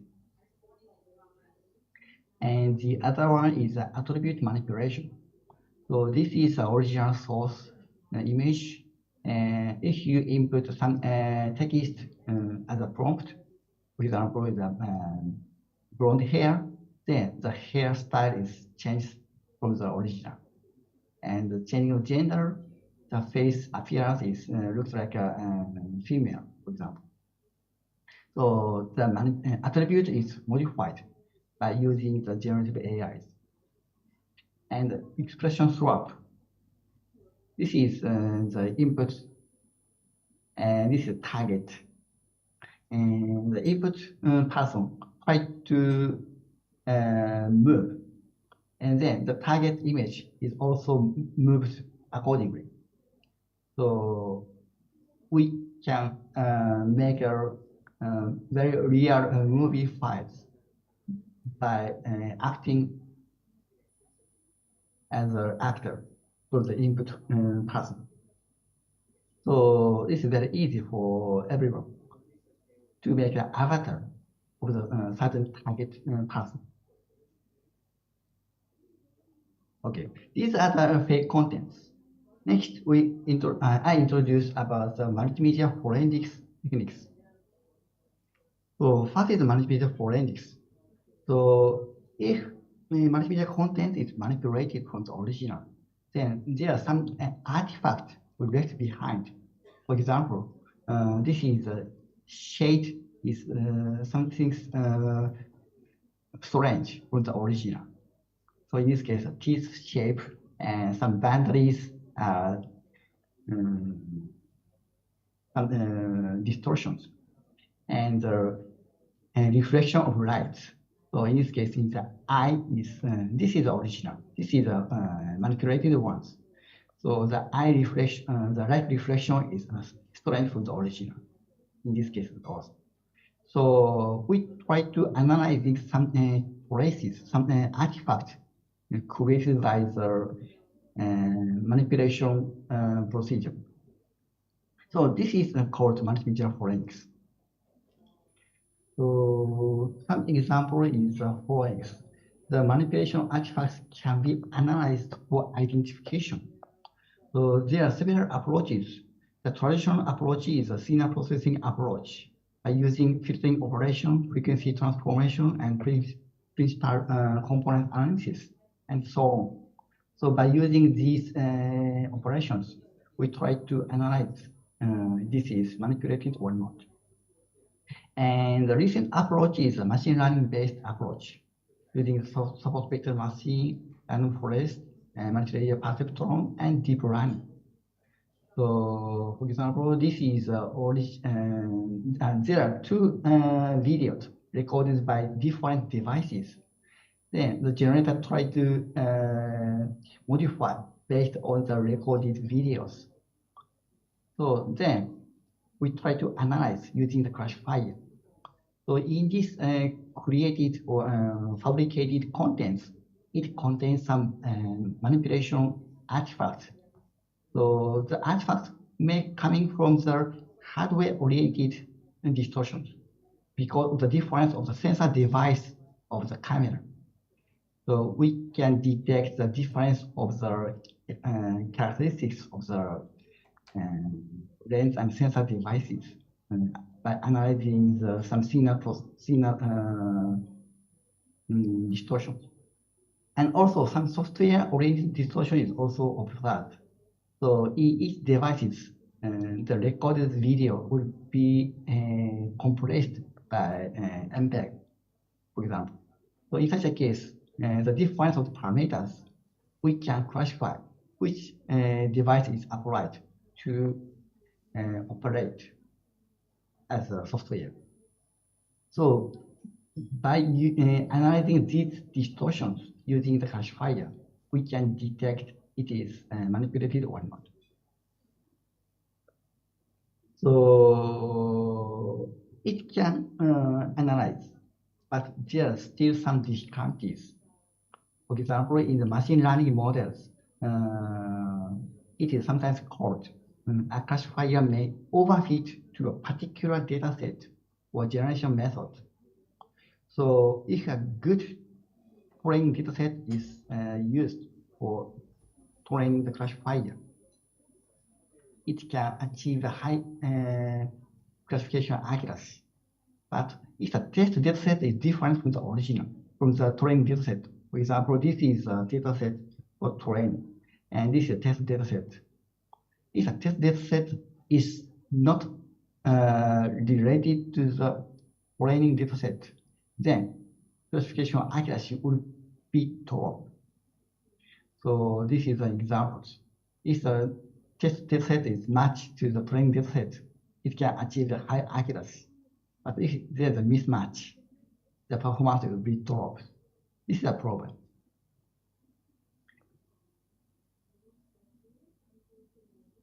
So to fighting against these drawbacks in our group, we introduce an estimator to select suitable classifiers. So there are several stages for detecting the manipulation artifacts. At first, we try to analyzing how this image is created. So the estimator tries to estimating the creating method, the generative method. Then according to the result, we try to selecting the suitable classifier. This classifier is trained for each generative method. So there are several classifiers. And according to the estimating result, we try to activating the connection to the each specific classifiers. Then the result is aggregating and make a final decision. This is our architecture. So this is an example of the result. So the next one is a confusion matrix of several generative AIs. So the diagonal axis stands for the matched case. So we can, so the estimator can estimating the generative AIs with high accuracy. So this achieves the high classification accuracy. But sometimes it fails. This is because of the difference of the version of the generative AIs. In this example, this is there are two generative AI models, but it is only difference of the versions. For example, this is a stable diffusion and version 1.5, and the second one is a stable diffusion version XL. So these are the same stable diffusion, but the version is different. Therefore, the estimator is confused. But even in such a case, this estimation error can be cancelled as the next step. So as next step. So, and this is a heat map of the estimation classification result as each classifier. So in case of mismatch, the classification accuracy would be dropped. But there are some tendencies of the classification accuracy is not always dropped. For example, in the first line, the generative AI model is this one. So in such a case, if the classifier is matched, it can achieve very high classification accuracy. But even if the mismatch, some different generative AI models, it can achieve a high classification accuracy. So the classification accuracy is not always low. So therefore, even if the estimator make a wrong estimation result, by using the activation function, we can select some suitable classifiers. Like these classifiers is selected, the classification performance is not dropped so much. Okay, next one I'll explain about the recent project. It's called this similar project. So this is an international research collaboration among Japan, Spain, and Poland. The principal investigator in Japan's partner is me, Minoru Kobayashi, at Tokyo University. And Spain's partner is Universitat Oberta de Catalunya. And Poland's partner is Warsaw University of Technology. By collaborating with each other, we make this similar project. So if you have interest, please access to this website. So the approach of the similar project is very simple. We try to analyzing the manipulation artifact of still images and movies. So in this case, we detecting the face areas, so whether it is manipulated or not. So there are two approaches. One is the active approach. We try to embed watermark into the official images and official movies. So this is a speech of the President of the United States. Therefore, this is the official movie, official images. So in such a case, the comment will embed the watermark in advance before distributing in public. So in such a case, we can make some protection against the manipulation. So this is the active approach. So we embed watermark into the contents, so that if the content is manipulated, the watermark will be collapsed. I mean, the embedded watermark will not be able to extract it correctly. In such a case, we can regard the content will be manipulated. So this is the approach, active approach.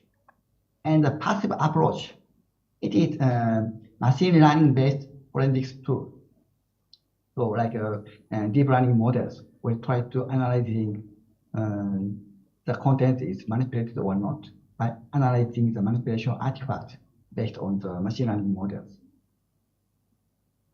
This is the interface of the developed tool.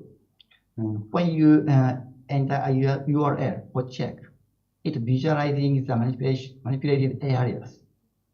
So at first we try to selecting the languages, for example in English. Then we enter the URL to the system. Then after a few seconds, after a few minutes, it will outputting the result, the analysis results. So in this case, this is the image detecting in the specified website. Then the result is serially modified file. And in this case, there's a movie file. This is also serially modified file.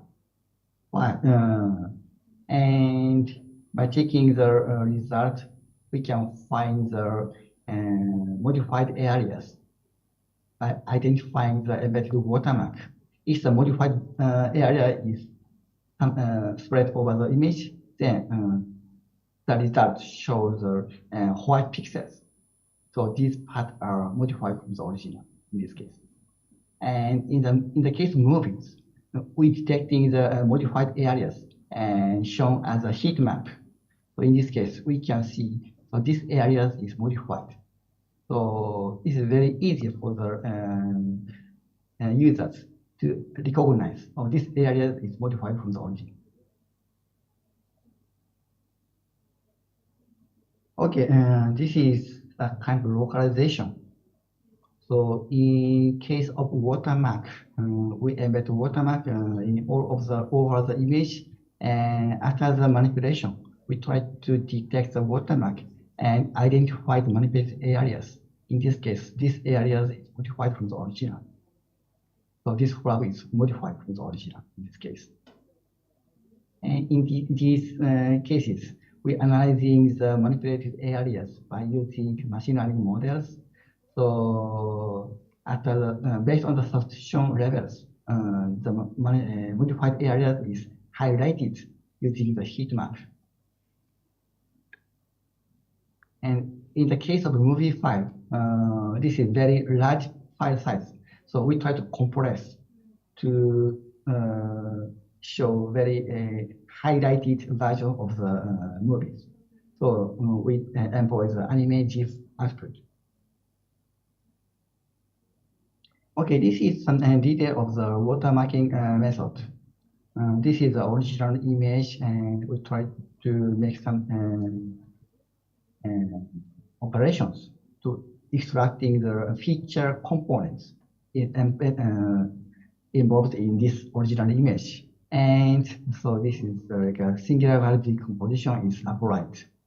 Then the watermark is generated, and some random pattern of the watermark image is generated. Then the watermark is embedded into the singular value decomposition operation coefficients. Then the watermark image is generated. At the time of the detection, we try to analyzing the embedded watermark is still correct or not. Then if some part is modified, then the tampered area is highlighted by the white pixel. So as a result, we can easily recognize this area is modified from the original. So this is also the example of tampered areas. So this is the normal version. So we can see the this is no problem.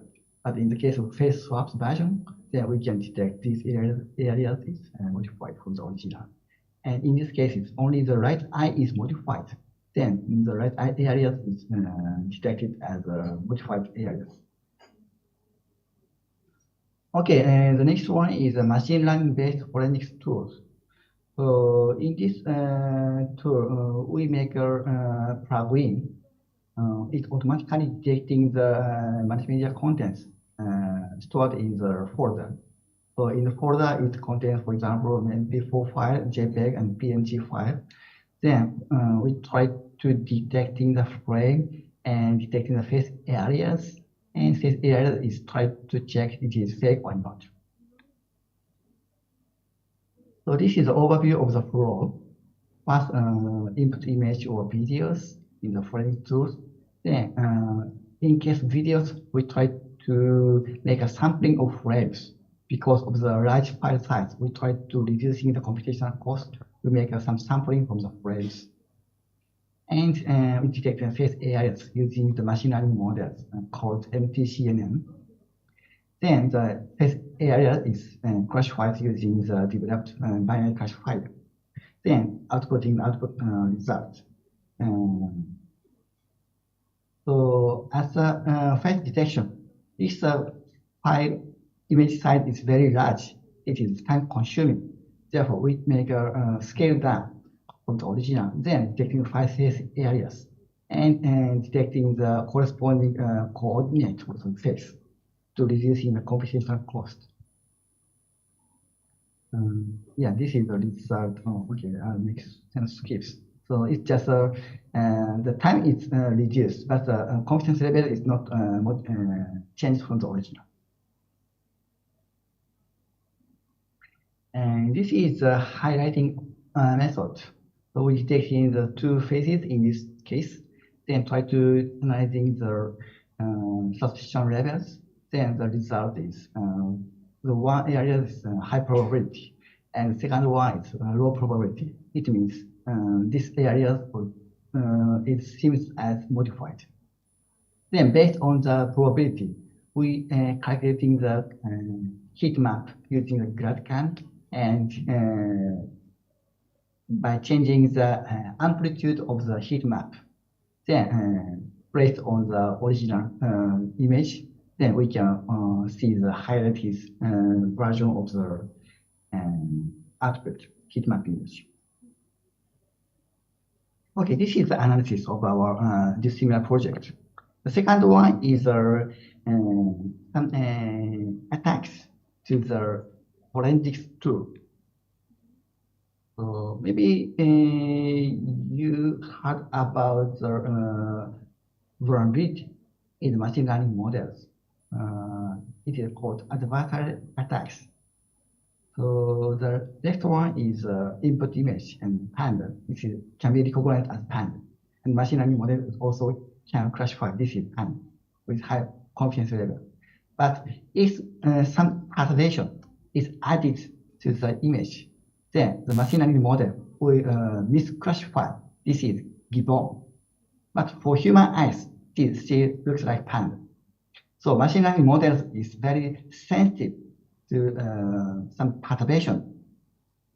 This is because a machine learning model try to extracting feature element from the input contents.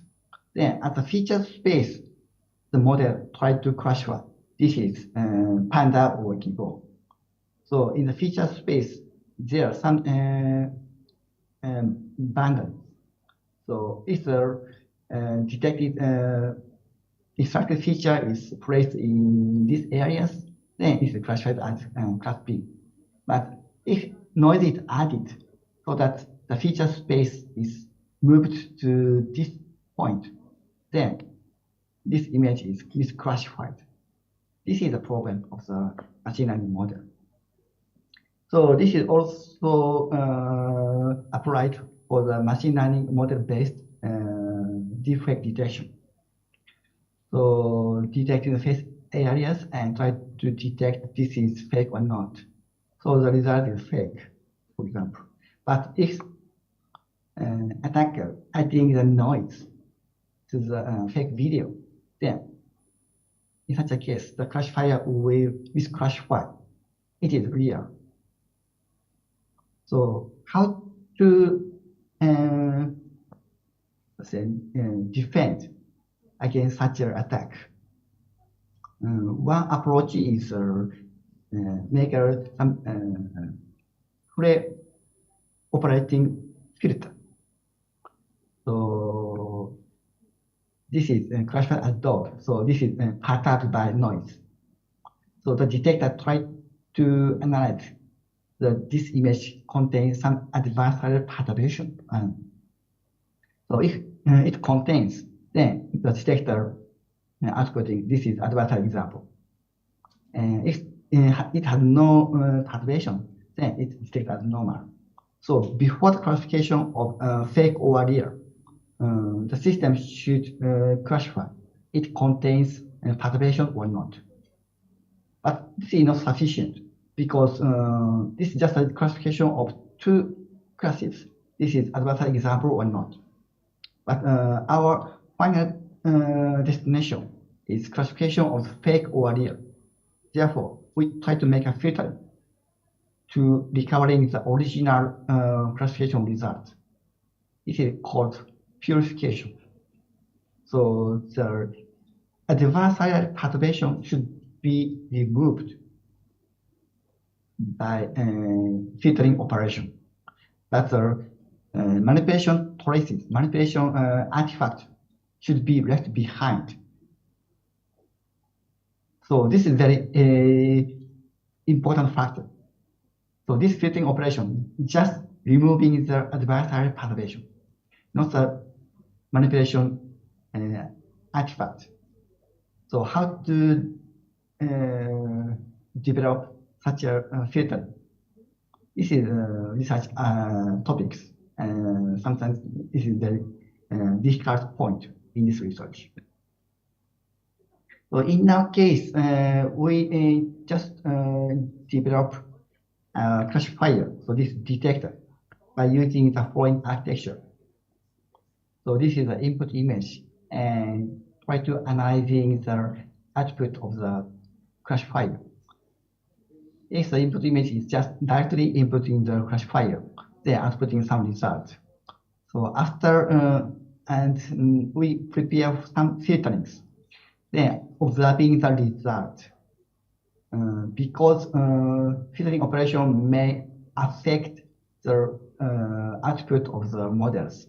Therefore, the transition of the model is a feature element. Based on this feature element, we try to analyze this is adversarial example or not. And another method is we utilizing the compression or denoising filter. So in this case, the filtering operation is just removing the noise.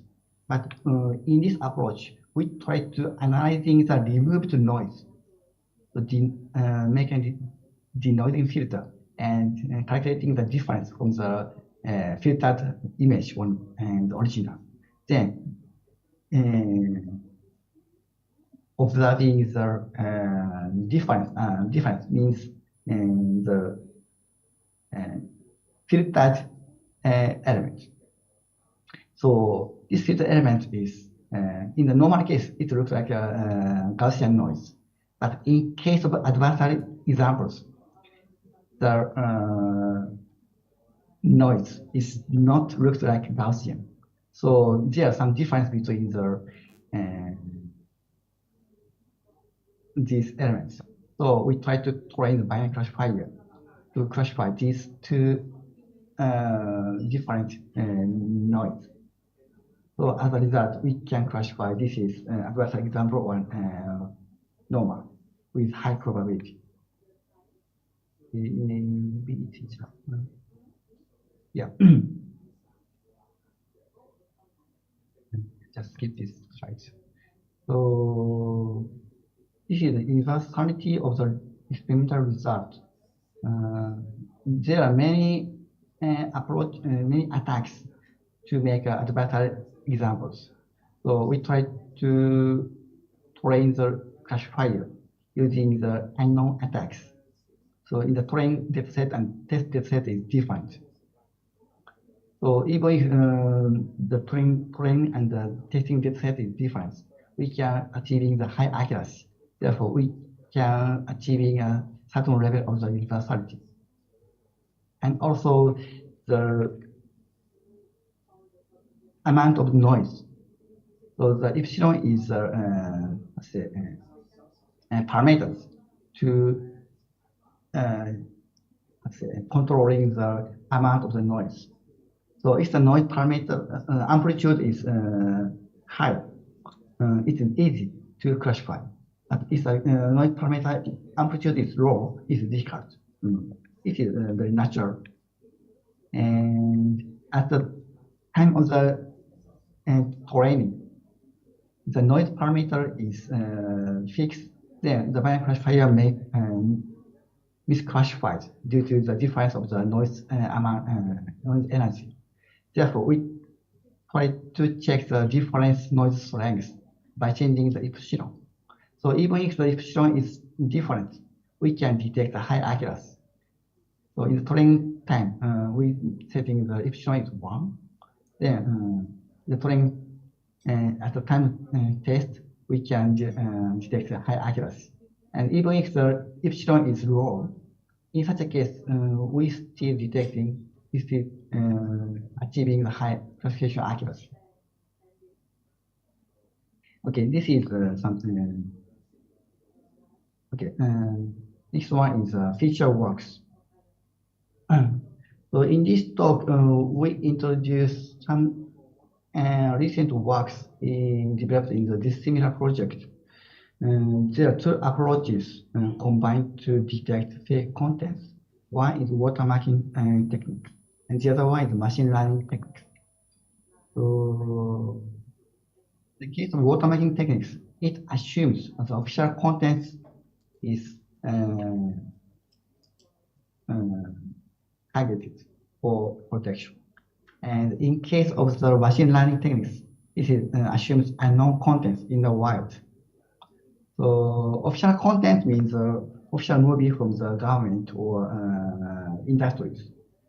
And in case of unknown content, it assumes like movies on the SNM or, for example, YouTube and some video streaming services.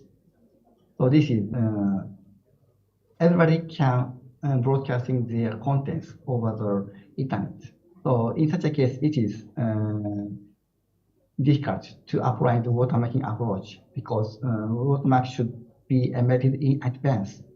So machine learning techniques can be applied for the unknown content.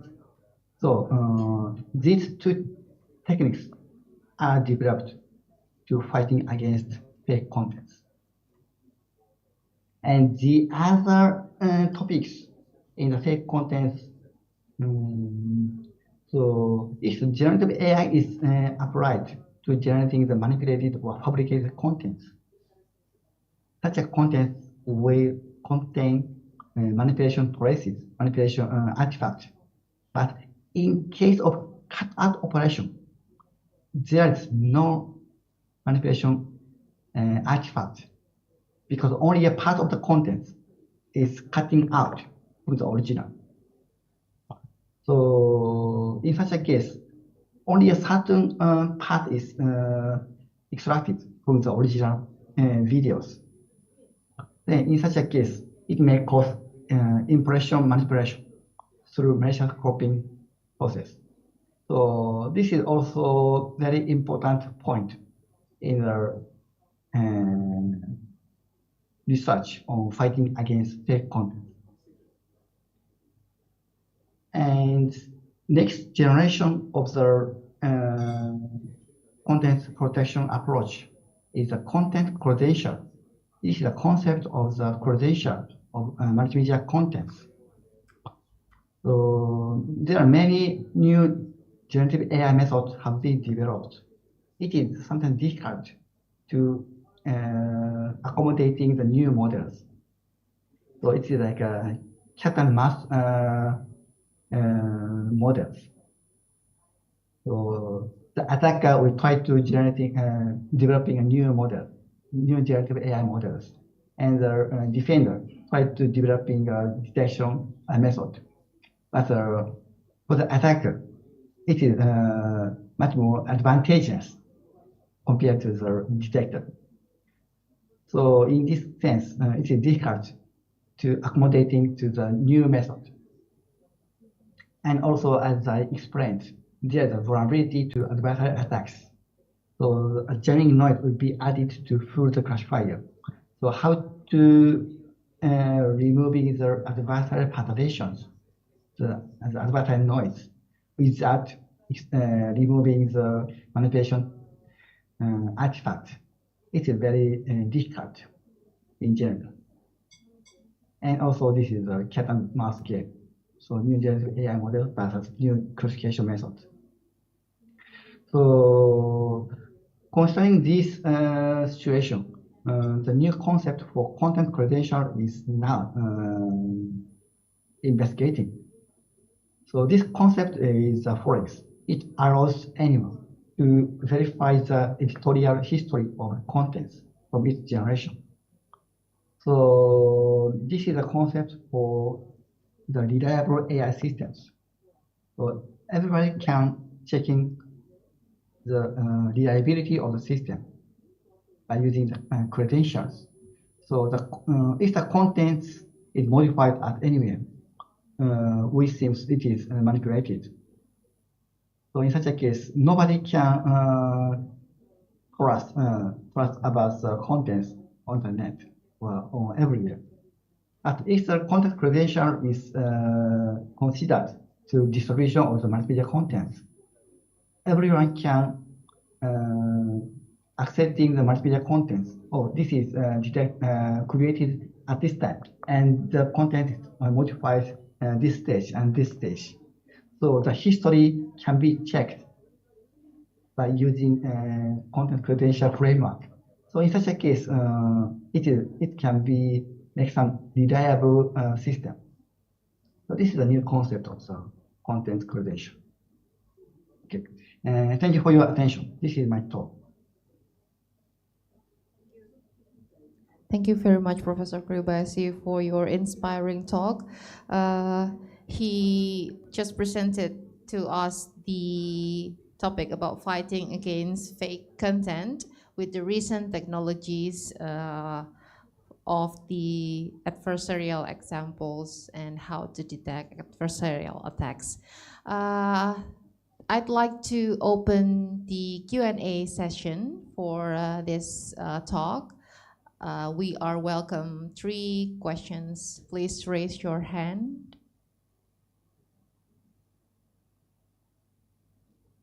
Or yes, we have.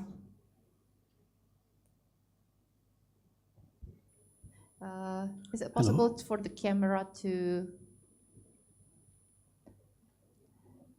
Sensei, I have a surprise for you. I hope you remember. Can you please is it possible for the camera to, no?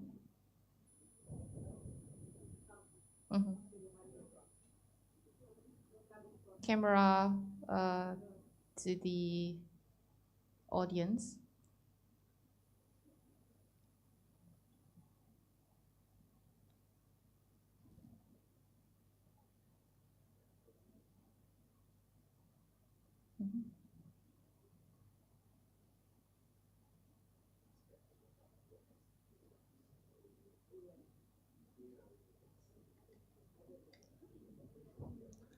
Thank you very much, Professor Kobayashi. Sensei, nice to meet you. I am MD Mahabur Rahman from Bangladesh. I finished my PhD from Okayama University, and Sensei and me were in the same lab. Glad to see you, Sensei. Actually, I don't have any question. I want to say something. It's a very nice topic to do research, and AI is generating many fake news for spreading propaganda. And fortunately, I'm trying to work this topic in my country, and maybe later I will contact with Sensei to work together, maybe if Sensei allow me. And thank you very much again, Sensei, for your inspiring talk and very nice presentation, informative presentation. And also, I would like to extend my thank to organizer for arranging such a nice conference. Thank you very much, Sensei. Yeah, thank you. Yeah, we are welcome. If you can come to Japan again and to join my laboratory. Thank you very much, Sensei. Thank you very much for your nice compliment. Thank you. Okay, thank you. Any other question for this session? Maybe the online audience.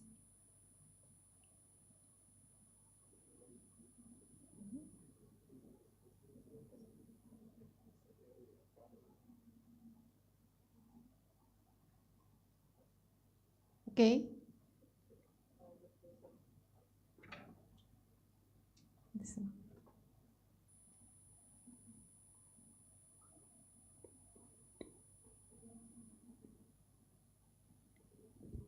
Okay. Nice to meet you, Sensei. I'm also graduated from the Funabiki Sensei Labs. But before you become the associate professor, yoroshiku onegaishimasu. And I have a question: how to implement that kind of the methods? I mean, like in the network things, because now I think your implementation is still you have to upload the media to the server first, and Is it possible to implement that kind of method, like in the proxy or something, like in between the networks, I mean? And also, is it possible if we can trap also in blockchain or something related like that one? Thank you, Sensei. Yeah, thank you for your question.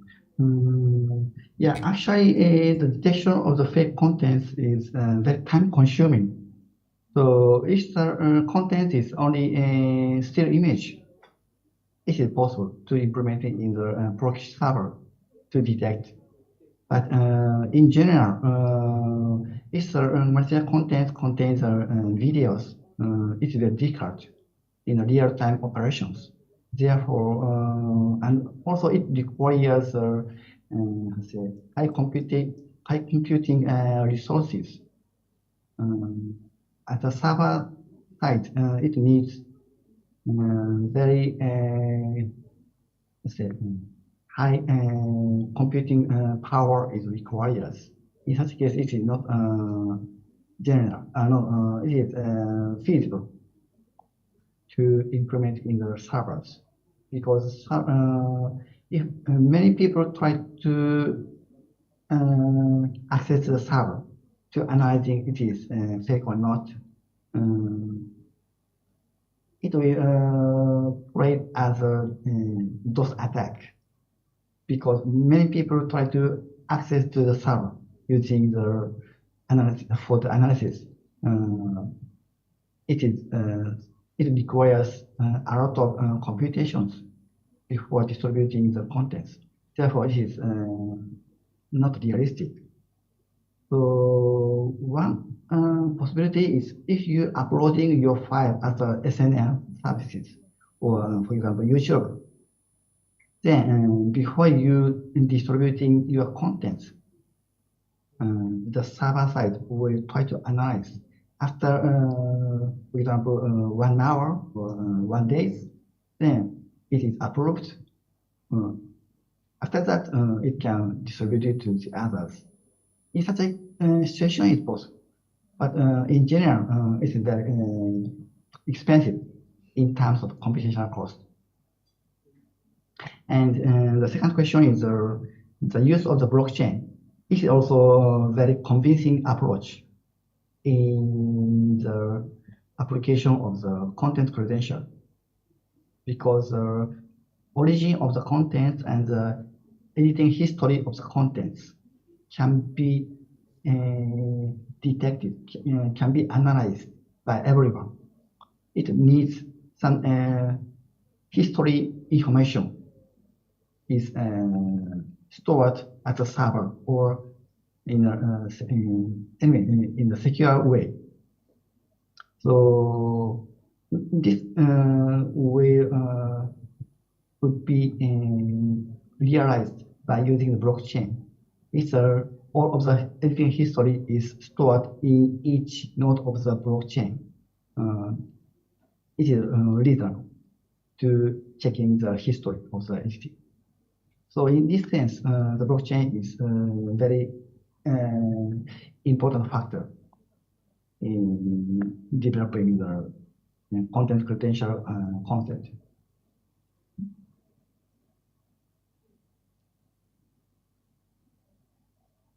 Thank you very much. Is there any more questions for this session? Okay. Online, is there any question online?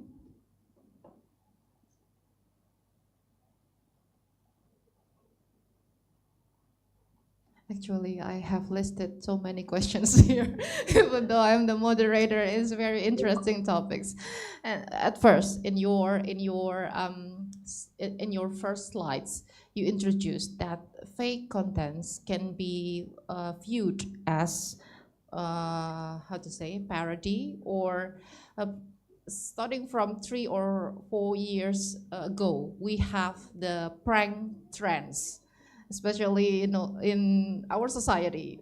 People, youngsters, we are having pranks anywhere, and we thought it's funny, and we in SNS, social network services, we have shown that some people swap their faces with their pets. It looks funny, but actually it can be scary that later in life our faces can be swapped. And also in social medias like Instagram, if you know that there are features, at yours features, where we give our, let's say, the at yours title is show your loved ones, like that. And then we show maybe our partners, our children, and everything to show that you love them. However, in your slides, you have shown that such kind of contents can be collected freely by anyone who started this at yours content, and somehow it can be dangerous for our society that things can be easily manufactured. And then at the end of your slides, you are also introducing the watermark technique and machine learning technique. This is actually connected with the previous talk where we learn about how AI can be, split from supervised and unsupervised. Here in the watermarking techniques, you shown us that it assumes official content to be published. If I'm not, maybe please correct me if I'm wrong. I think it is similar to the supervised learning of the adversarial examples. And then for the machine learning techniques, because it is as unknown content in the wild, it is related to the unsupervised learning. And then what do you think about it, and how close we are to the reliable AI system, specifically in the multimedia contents? Yeah, talking about unsupervised learning, it's a little different because in the case of supervised learning, it's providing some correct data. I mean the teacher data set. So this is fake, this is real. So this label is given to the contents. But in the case of unsupervised learning, the label is not given in advance. Therefore, in such a case, it looks like a situation is defect in the wild. But I think this is not similar. So the content itself is fake, for example. In such a case, how to classify this is fake or not? This is very difficult to classify itself. So like anomaly detection, the content is created or recorded by a camera device. This is the original, if you define. Then the other contents is regarded as manipulated contents, even if it is just compressed or just removing noise involved in the contents. So in the deepfake manipulated contents, it contains some manipulation artifact. So the manipulation artifact itself is very tiny signal. So this tiny signal exists or not. So the existence of the tiny signal is analyzed using machine learning models. So this is just a binary classification, not unsupervised learning. It's like a supervised learning. This is manipulated or not. In this sense, I think it's not related to the unsupervised learning. And also some difficulties in the social media services. In Instagram, as you said, we can very easily modify the face areas by using some decoration of the faces. So my daughter is also using some decoration when she uploading to the Instagram. So in such a case, how to define this is manipulated or not?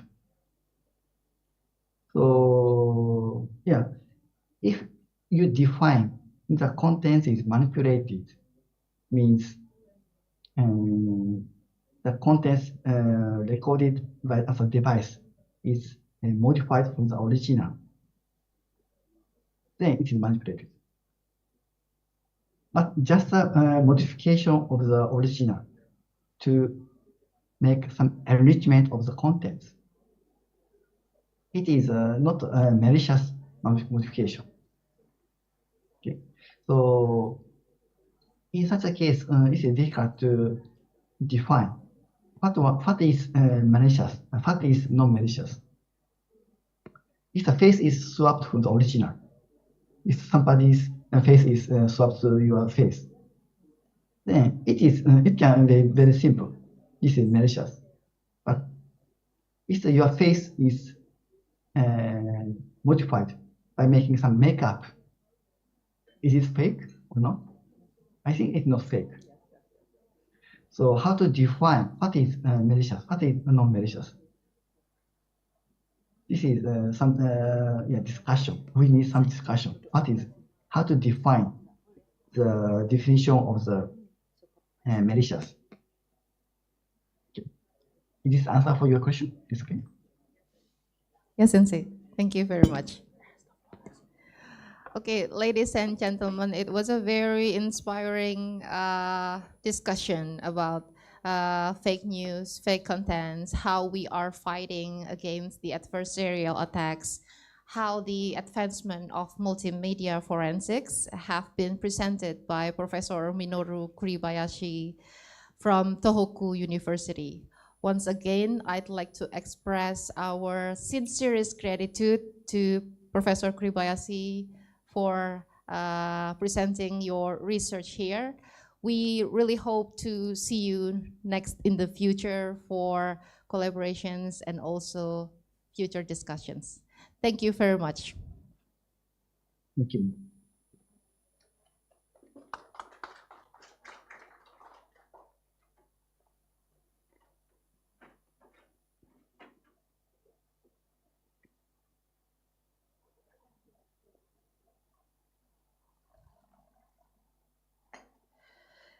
Okay, thank you, Professor Kuribayashi, for your valuable advancement. And now we are arriving to the third keynote speaker. We welcome Dr. Insinyur Lucia Rahmawati, STMT, the Doctor of Electrical Engineering from Faculty of Engineering, Universitas Negeri Surabaya. Dr. Lucia will be speaking on advancement in digital image watermarking, ensuring robustness, security, and perceptual integrity in the digital era. This session will be moderated by Dr. Raden Roro Hapsari Penny. To Dr. Penny and Dr. Lucia, the place and time are yours.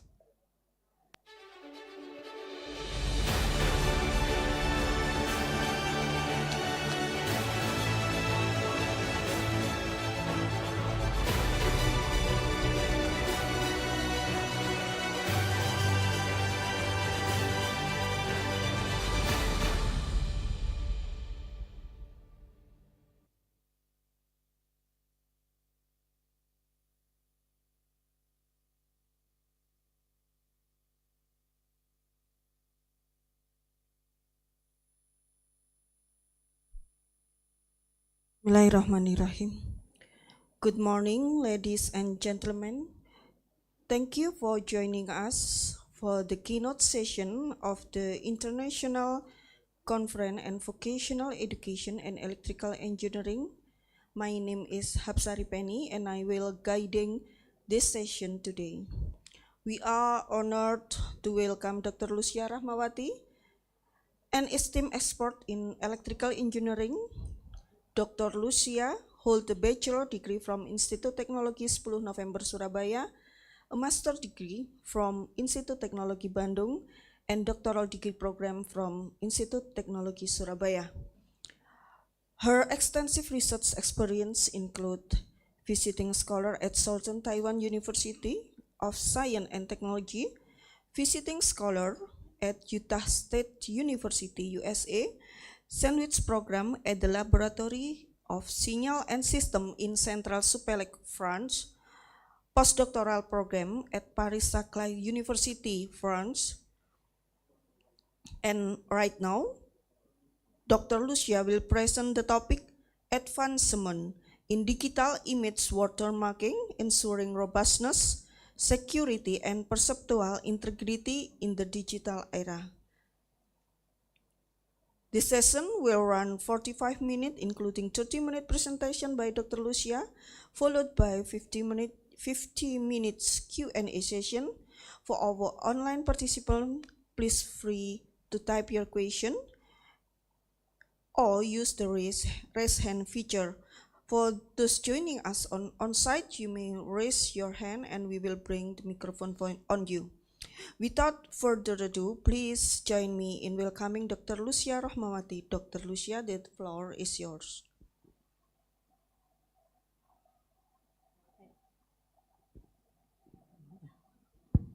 Thank you, Dr. Hapsari Penny. Good morning or afternoon, Good morning, ladies and gentlemen. It is a great privilege to be here today as your speaker for this seminar on the topic. I think the same topic like Professor Minoru about digital watermarking, because this is an area of research that has grown to be essential in our increasingly digital and visually driven world. But first, I'd like to express my gratitude to the organizer for bringing us together to discuss this advancement in this vital field. So as we delve into today's themes, ensuring robustness, security, and perceptual integrity in the digital era, I believe it's crucial that we address the core challenge and then recent innovation and future direction in the digital watermarking that will support the integrity and security of digital content globally. So next, this is our Faculty of Engineering, the green one, and then the second picture is our Department of Electrical Engineering. We have two study programs that in the electrical engineering education and electrical engineering. So from right now, I'm a head of electrical engineering study program.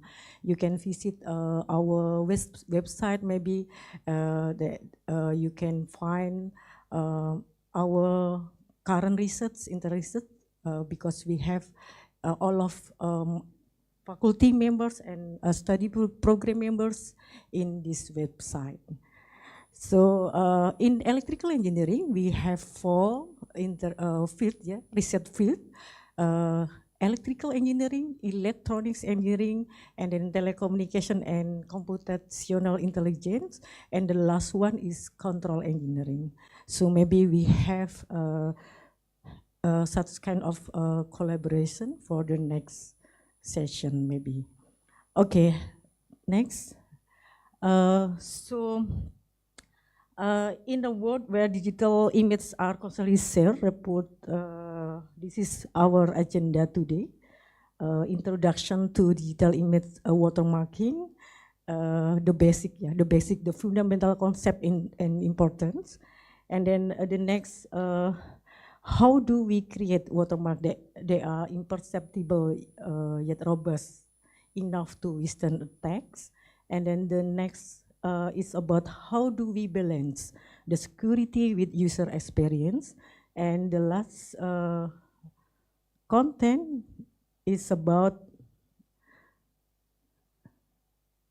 the last how do we ensure that our watermarking method adapt to the evolution of digital threat? Okay, so this is the basic of the Professor Minoru Kuribayashi explanation before about digital watermarking. Later on I have to explain about the concept and importance of these terms. So the definition and purpose of watermarking is a technique used to embed information into an image to protect copyright and authenticity. So many types differentiate with the watermarking, various methods like spatial and frequency domain, and then visible and invisible watermarking, and then blend and non-blend. So many separate types of watermarking technique. The major application of watermarking is including copyright protection, ownership verification, and digital right management. So you can see in this picture, the image illustrates typically two in there. There is a digital watermark and then original image. So if we combine the watermark, it should be watermark embedding. The watermark itself, could be the image itself, and then the code or other information for the image itself, some kind of metadata. It should have to embed to the original one. But we can see in here, one is labeled original image, and the other is digital watermark. The digital watermark is an invisible layer that we embed into the original image to protect it. So the watermarking process involves integrating this invisibility into the original, called the watermark image. And once the image is watermarked, watermark image content is output in different format. So such as in the middle of the picture, it can be print, should be distributed over the internet, and then over the broadcast television. So this state ensure that wherever the image goes, the watermark travel with it, make it identifiable even after multiple distribution. So in the next stage, it's about detection and verification. We see a detection process that check for the presence of the watermark. So this involves extracting the watermark from the watermark image to verify its authenticity. So techniques such as converting the image into a binary or analyzing other method should be not changed for the digital or watermark that we embedded. In the next slide, the fundamental properties of this watermarking is how the three core. This is a capacity, robustness, and imperceptibility. So the number of bits that can be embedded in the original image must take into account the level of robustness required. And then the imperceptibility of watermarking system refers to the perceptual similarity between the original image and the watermark image. So in this three aspects are interdependent, as shown by the GIR. So adjusting one property, such as increasing robustness, might reduce imperceptibility or capacity. And finding the right balance is essential in deciding an effective watermarking technique. So this interdependence highlight the challenge in digital watermarking of creating a system that is robust, has sufficient capacity, and remain imperceptible. Next. We have mentioned before that watermarking domain have two difference, so the spatial and frequency domain. And the parameter that differentiate between two is about the capacity, robustness, imperceptibility, processing time, and complexity. So in this spatial domain watermarking is simpler and faster but less robust. But while frequency domain watermarking is more complex and resistant to attacks, making it suitable for application requiring the durability and security in watermarking. So the next slide. This is a one for most application of this area about the authentication, and later on about the recovery. So authentication and recovery function of the watermarking. We have three. We just have a research about this, about the fragile watermarking, robust watermarking, and this year our research about the dual or multiple watermarking. In fragile watermarking, we have two methods that common, yet least significant bit and LBB, and then there are in robust we have Fourier transform, cosine transform, wavelet, and SVD. Next, about the how do we create watermark that are imperceptible yet robust enough to withstand attacks? So I think understanding robustness is to ability to the watermark to resist various type of attacks, ensuring its persistence. So besides noise, there is so many manipulation of the digital content. And then the next is about evaluating different robust watermarking method, about the how it's split like a split spectrum and then quantization. So this effectiveness in maintain watermark integrity under different condition. And about the last is about the real world application of robust watermarking. It's some kind of technique that widely used in copyright protection, and about digital media distribution, and how to brand protection to secure its content.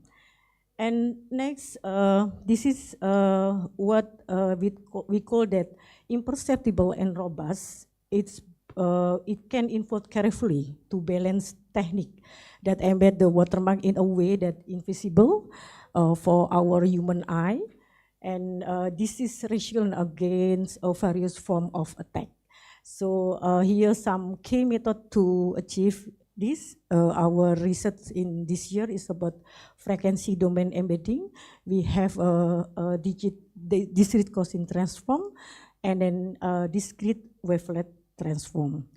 Next, for frequency domain embedding, this is the simple one to illustrate how the frequency domain can embed the watermark. So this is the goal of this research is how to embed the watermark in the frequency domain, and then the watermark image, it should have not different as the original one. Next, this is the result of our detection and extraction results. So this is the attack, some kind of Lena image from original image, and then 10% cropping attacks. And we do the temper detection, and we can have the watermark extraction. So we have this home binary image like this, but we have to embed two type of watermarks. So for robustness, and then for fragile watermarking. Fragile watermarking, it's also for the temper detection, because if we try to attack the image, and then we can solve and then detect where is the place to be attacked. And then this is the restore image that we can have to retrieval, have back to the original one. So even the cropping in the face, our algorithm can detect and restore the image itself. And then example for dual watermarking is also maybe like a manipulate image everywhere like this. We can have the watermark extraction over there, maybe some kind of binary dot everywhere in our home image, binary image, but we can exclude that this is our image. So the ownership can be real and ever there. So we can move. There is so many attacks that we want to try to connect that NC letter is almost 1 is good, but in bit error rate is 0% is quite better than the one. So I think our algorithm is quite robust for all of these kind of attacks. Next, and then whether the split spectrum techniques and then error correction, coding, and the last one is we have a human visual system modeling that by understanding how human perceive different region of an image, so we can embed the watermark in the less notice of the naked eye of our human eye. So for example, the heavy edge is less sensitive to change in area with high texture or noise, so allowing us to place the watermark in this area to keep it invisible while still secure. Please next, and then the next combining how imperceptible and robust is about the adaptive watermarking, and then the last one is our current research about dual or multiple watermarking. And then we continue to how do we balance about the security with user experience. So we have the impact of watermarking on user experience and content accessibility. This is how user acceptance of watermark content. User may perceive watermark as a necessary trade-off, right, for content protection, but excessive visibility can detract from the overall enjoyment. And then watermark can evoke mixed feelings, like where user appreciate content protection but feel annoyed by intrusive design that disrupt their viewing experiment. So this is our challenge, how we can understanding the perception of the watermark itself, and then how perceive trustworthiness of watermarking media. It's a kind of content that interests trust for among users, so signaling that the media is protected and legitimate. I think overbearing mark can raise doubts. So next.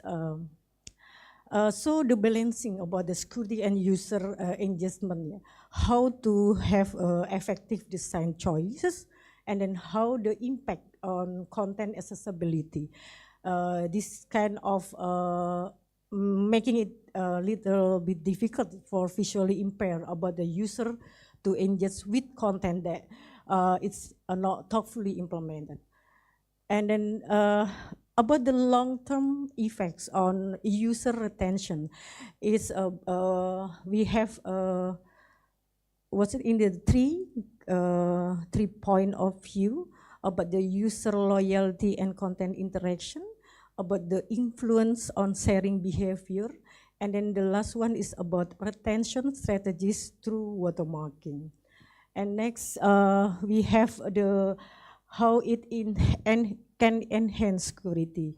So next, for this understanding the role of security in digital watermarking technology, how the importance of security protocols and balancing security and usability, and about the innovative encryption technique. And then next, we study about, next please. We study about the impact of watermark on content accessibility. So watermarking can sometimes hinder user access to content. So finding methods to minimize disruption is vital for maintaining accessibility.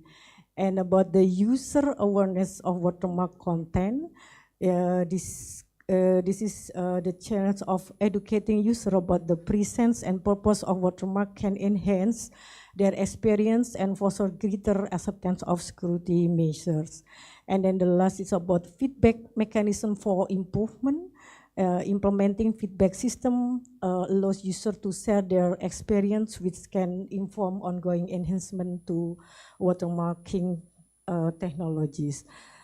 And then a future trend in digital watermarking related to this topic of a conference, how we can integration with AI technologies. So I think AI can lead to more intelligent watermarking solution. They automatically adjust based on content type and user interaction. Next, and then our last curiosity about how do we ensure that our watermarking method adapt to the evolution of digital threat. I think about understanding the landscape of digital threat and their impact on watermarking. This one is emerging the cyber threat and trends. Discover the latest type of cyber threats, including ransomware and phishing, and how they affect watermarking strategies, and then impact of social media on digital content. Explore how the rest of social media platform has changed the landscape for digital content. Digital content sharing and the need for effective watermarking. And the last one is threats posed by AI. So discuss the implication of AI in creating sophisticated attacks that challenge traditional watermarking methods and require new defense. And the next slide, please. This is three assessing the effectiveness of current, about the strength and then limitation, and how to adapt the evolving technology standard. Next, the future direction for watermarking in digital work.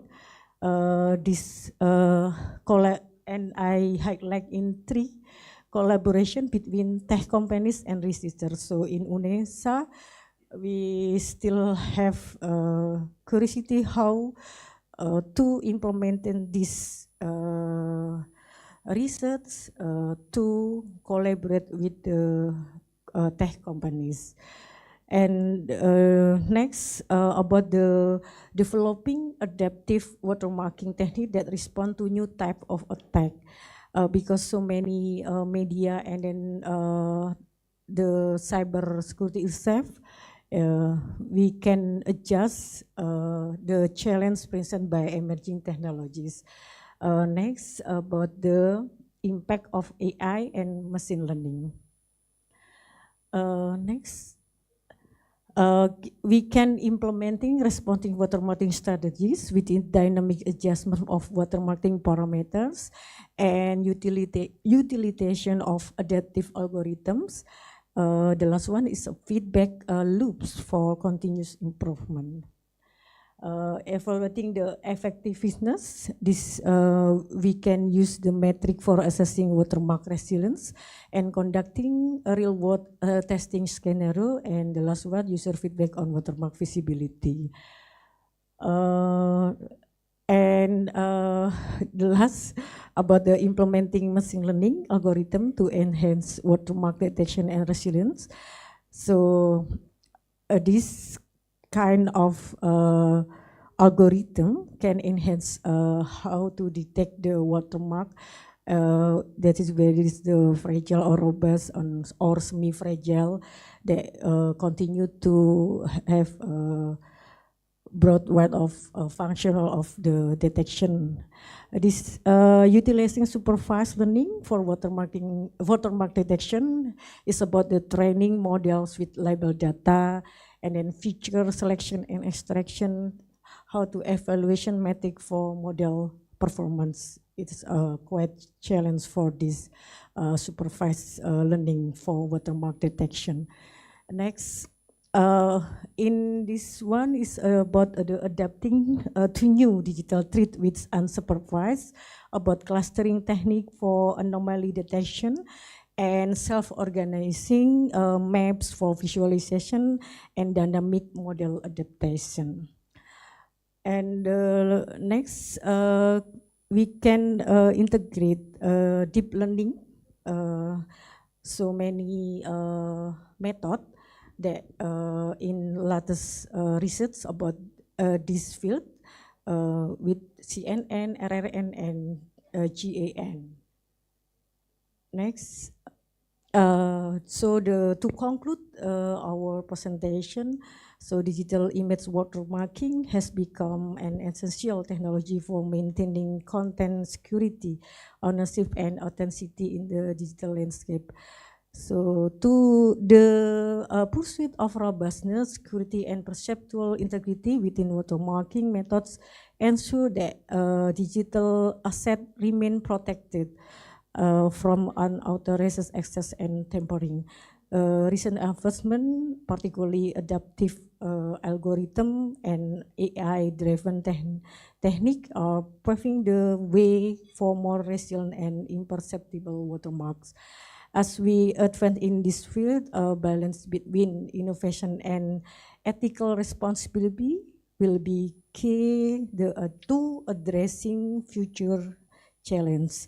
And by continuing to push the boundaries of watermarking technology, we can safeguard digital content effectively, ensuring trust and security in an era defined by rapid digital exchange. I think, thank you for this opportunity. Thank you very much, Dr. Lucia, for that insightful presentation. We will now open the floor for the question. Yeah, Miss. Yeah, Mr. Erwin.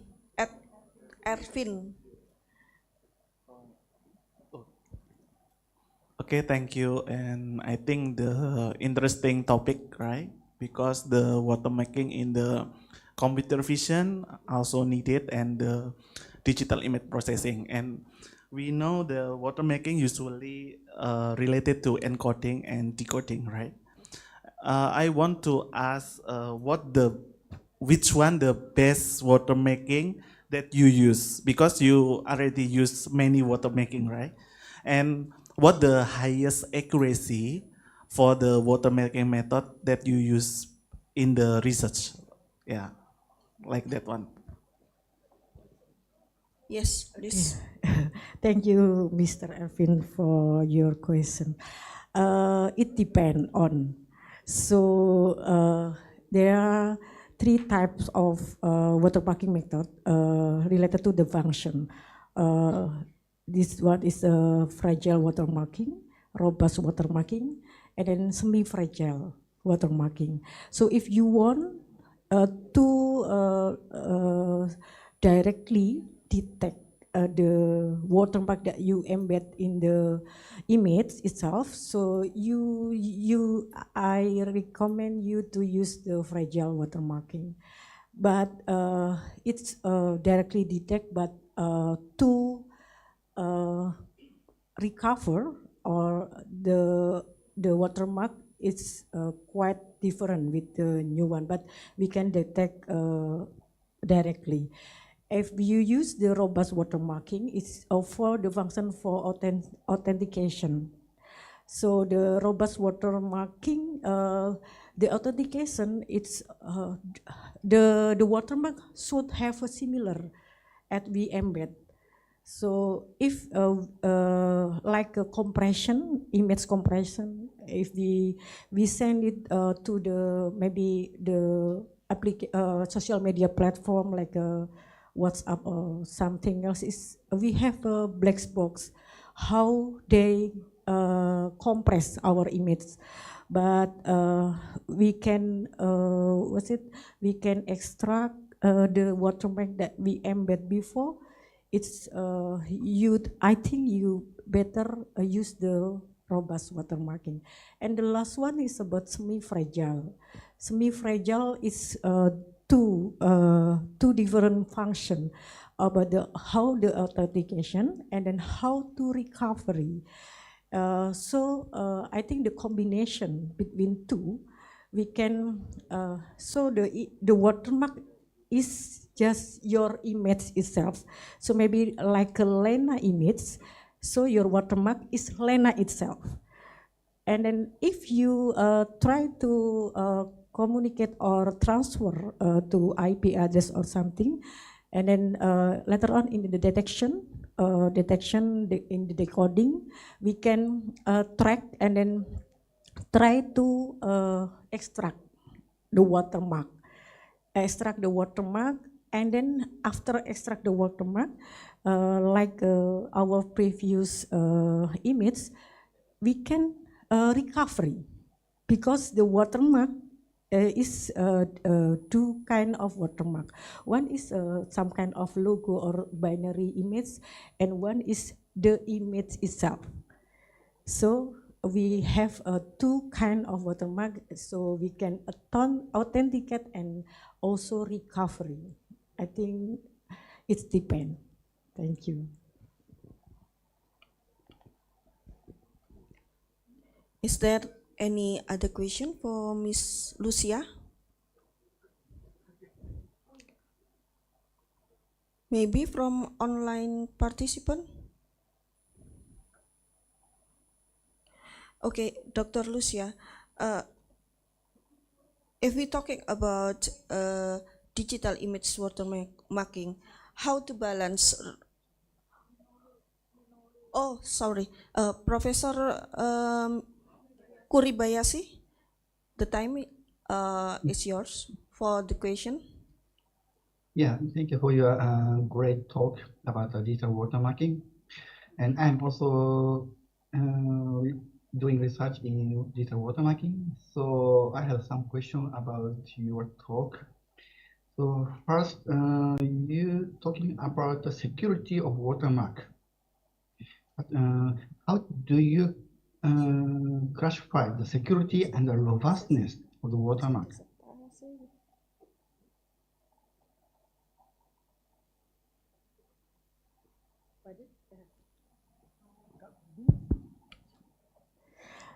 Thank you, Professor. How to differentiate between the security and robustness, right? Yes. Yes. Robustness and security almost quite similar function of in this field. So robustness related to how the watermark itself it's robust or with different tempering or modification of the image.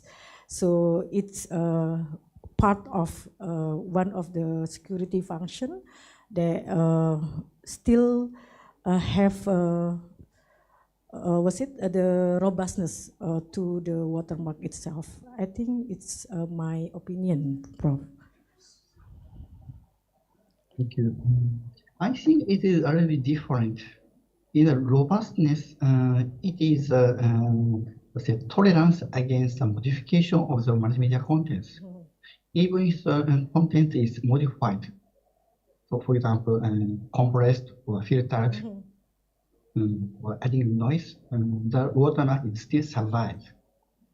You can extract the watermark with high accuracy. This is the robustness. On the other hand, security is a different notion. Without the secret key, all of the algorithm is known to the attacker. Then what happened? An intelligent attacker will try to remove the watermark according to the information about the algorithm. For example, if a watermark is embedded into frequency components, then attacker will try to analyzing the existence of the watermark in the frequency components. So this is the difference of the security. So, okay, and also the tolerance against malicious attack. This is a kind of the security notion.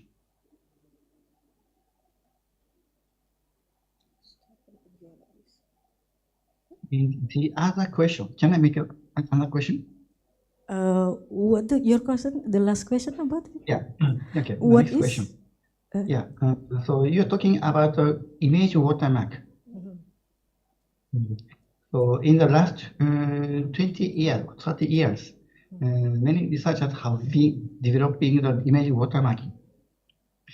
And the robust watermarking is very difficult to achieve because the attacker's level cannot be defined.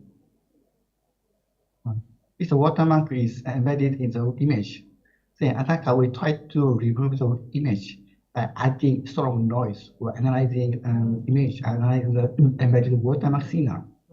So from the signal processing point of view, it is not so difficult for the attacker to remove. In this sense, the robust watermarking is very difficult to achieve. So for the first statement about the key for the security, that we have a private or public key, and then for the last statement about how it can robust, right, for the digital image watermarking. Is it right? No, I mean the image robust image watermarking is very difficult to achieve. Or difficult to achieve? So, and in the recent trend, in digital watermarking in image is implemented in the generative AI. How? The generative AI will outputting some image, for example. In such a case, the watermark is also embedded into the generated image. So in this case, what is the original? The output generated image is original. So it means we do not care about the distortion caused by embedding watermark. So this is a new direction of the watermark for image. Okay. So I think, yeah, it is very interesting topic in recent years. Many researchers are focusing on the watermarking for generative AIs. Yes. In the last year, Hiroshima G7 summit, government in the G7s consider about the employment of the watermark for generative AIs for the protection against misuse of the generative AIs. So yeah, it is just a comment. So, but I think it is very important for you to investigate in the future research. Okay, thank you, Prof. Minaru, for your suggestion. I think for the last statement about the GAN and others. So in our lab, there is just one student that could be in it, but later on we can improve our research field in this area. Thank you so much for your suggestion, Professor Munaru. Thank you, Dr. Lucia and Professor Kuribayashi for the warm discussion. And thank you for the participants for your engaging question. This keynote session has provided value, insight for everyone here today. With that, we conclude our keynote session with Dr. Lucia Rahmawati. Thank you for all your participants. Please enjoy the upcoming session at ICVEE 2025. Thank you very much.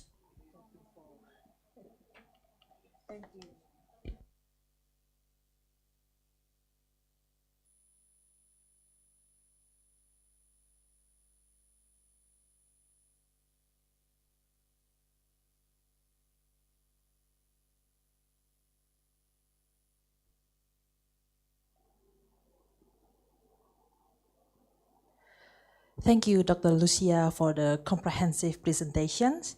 Now, ladies and gentlemen, we will have a photo session with our ICVEE chairman, distinguished guests, and keynote speakers. First, we invite the ICVEE chairman, all the distinguished guests, and the keynote speaker for standing face the participants in front of the backdrop for a formal group photo session.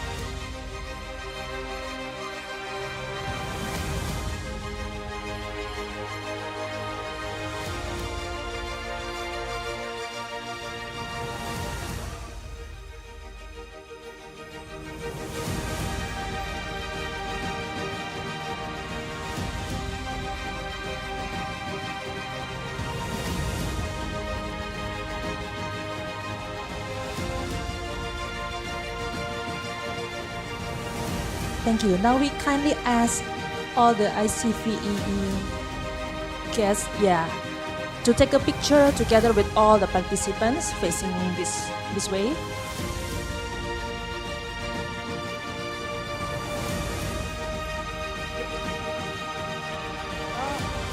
All the participants may stand up, please, to take the picture.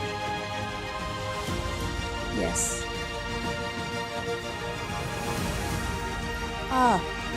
All the participants, please come tighter and closer so that all the range can be captured in one frame. Please come closer. Yes.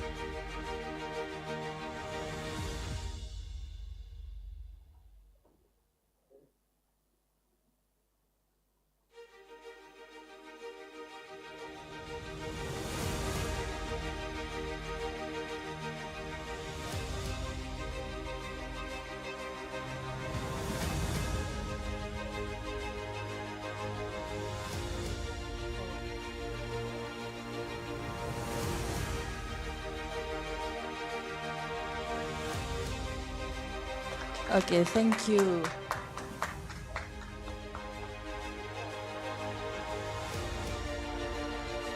Thank you, everyone, the participants, and also the honorable guests. The Excellencies, honorable guests, esteemed speakers, and participants, we hope this opening session has provided valuable insights and inspiration. May today's discussion bring us closer to sustainable solutions through the power of artificial technology. Thank you, and we look forward to seeing you throughout the conference. Assalamualaikum warahmatullahi wabarakatuh.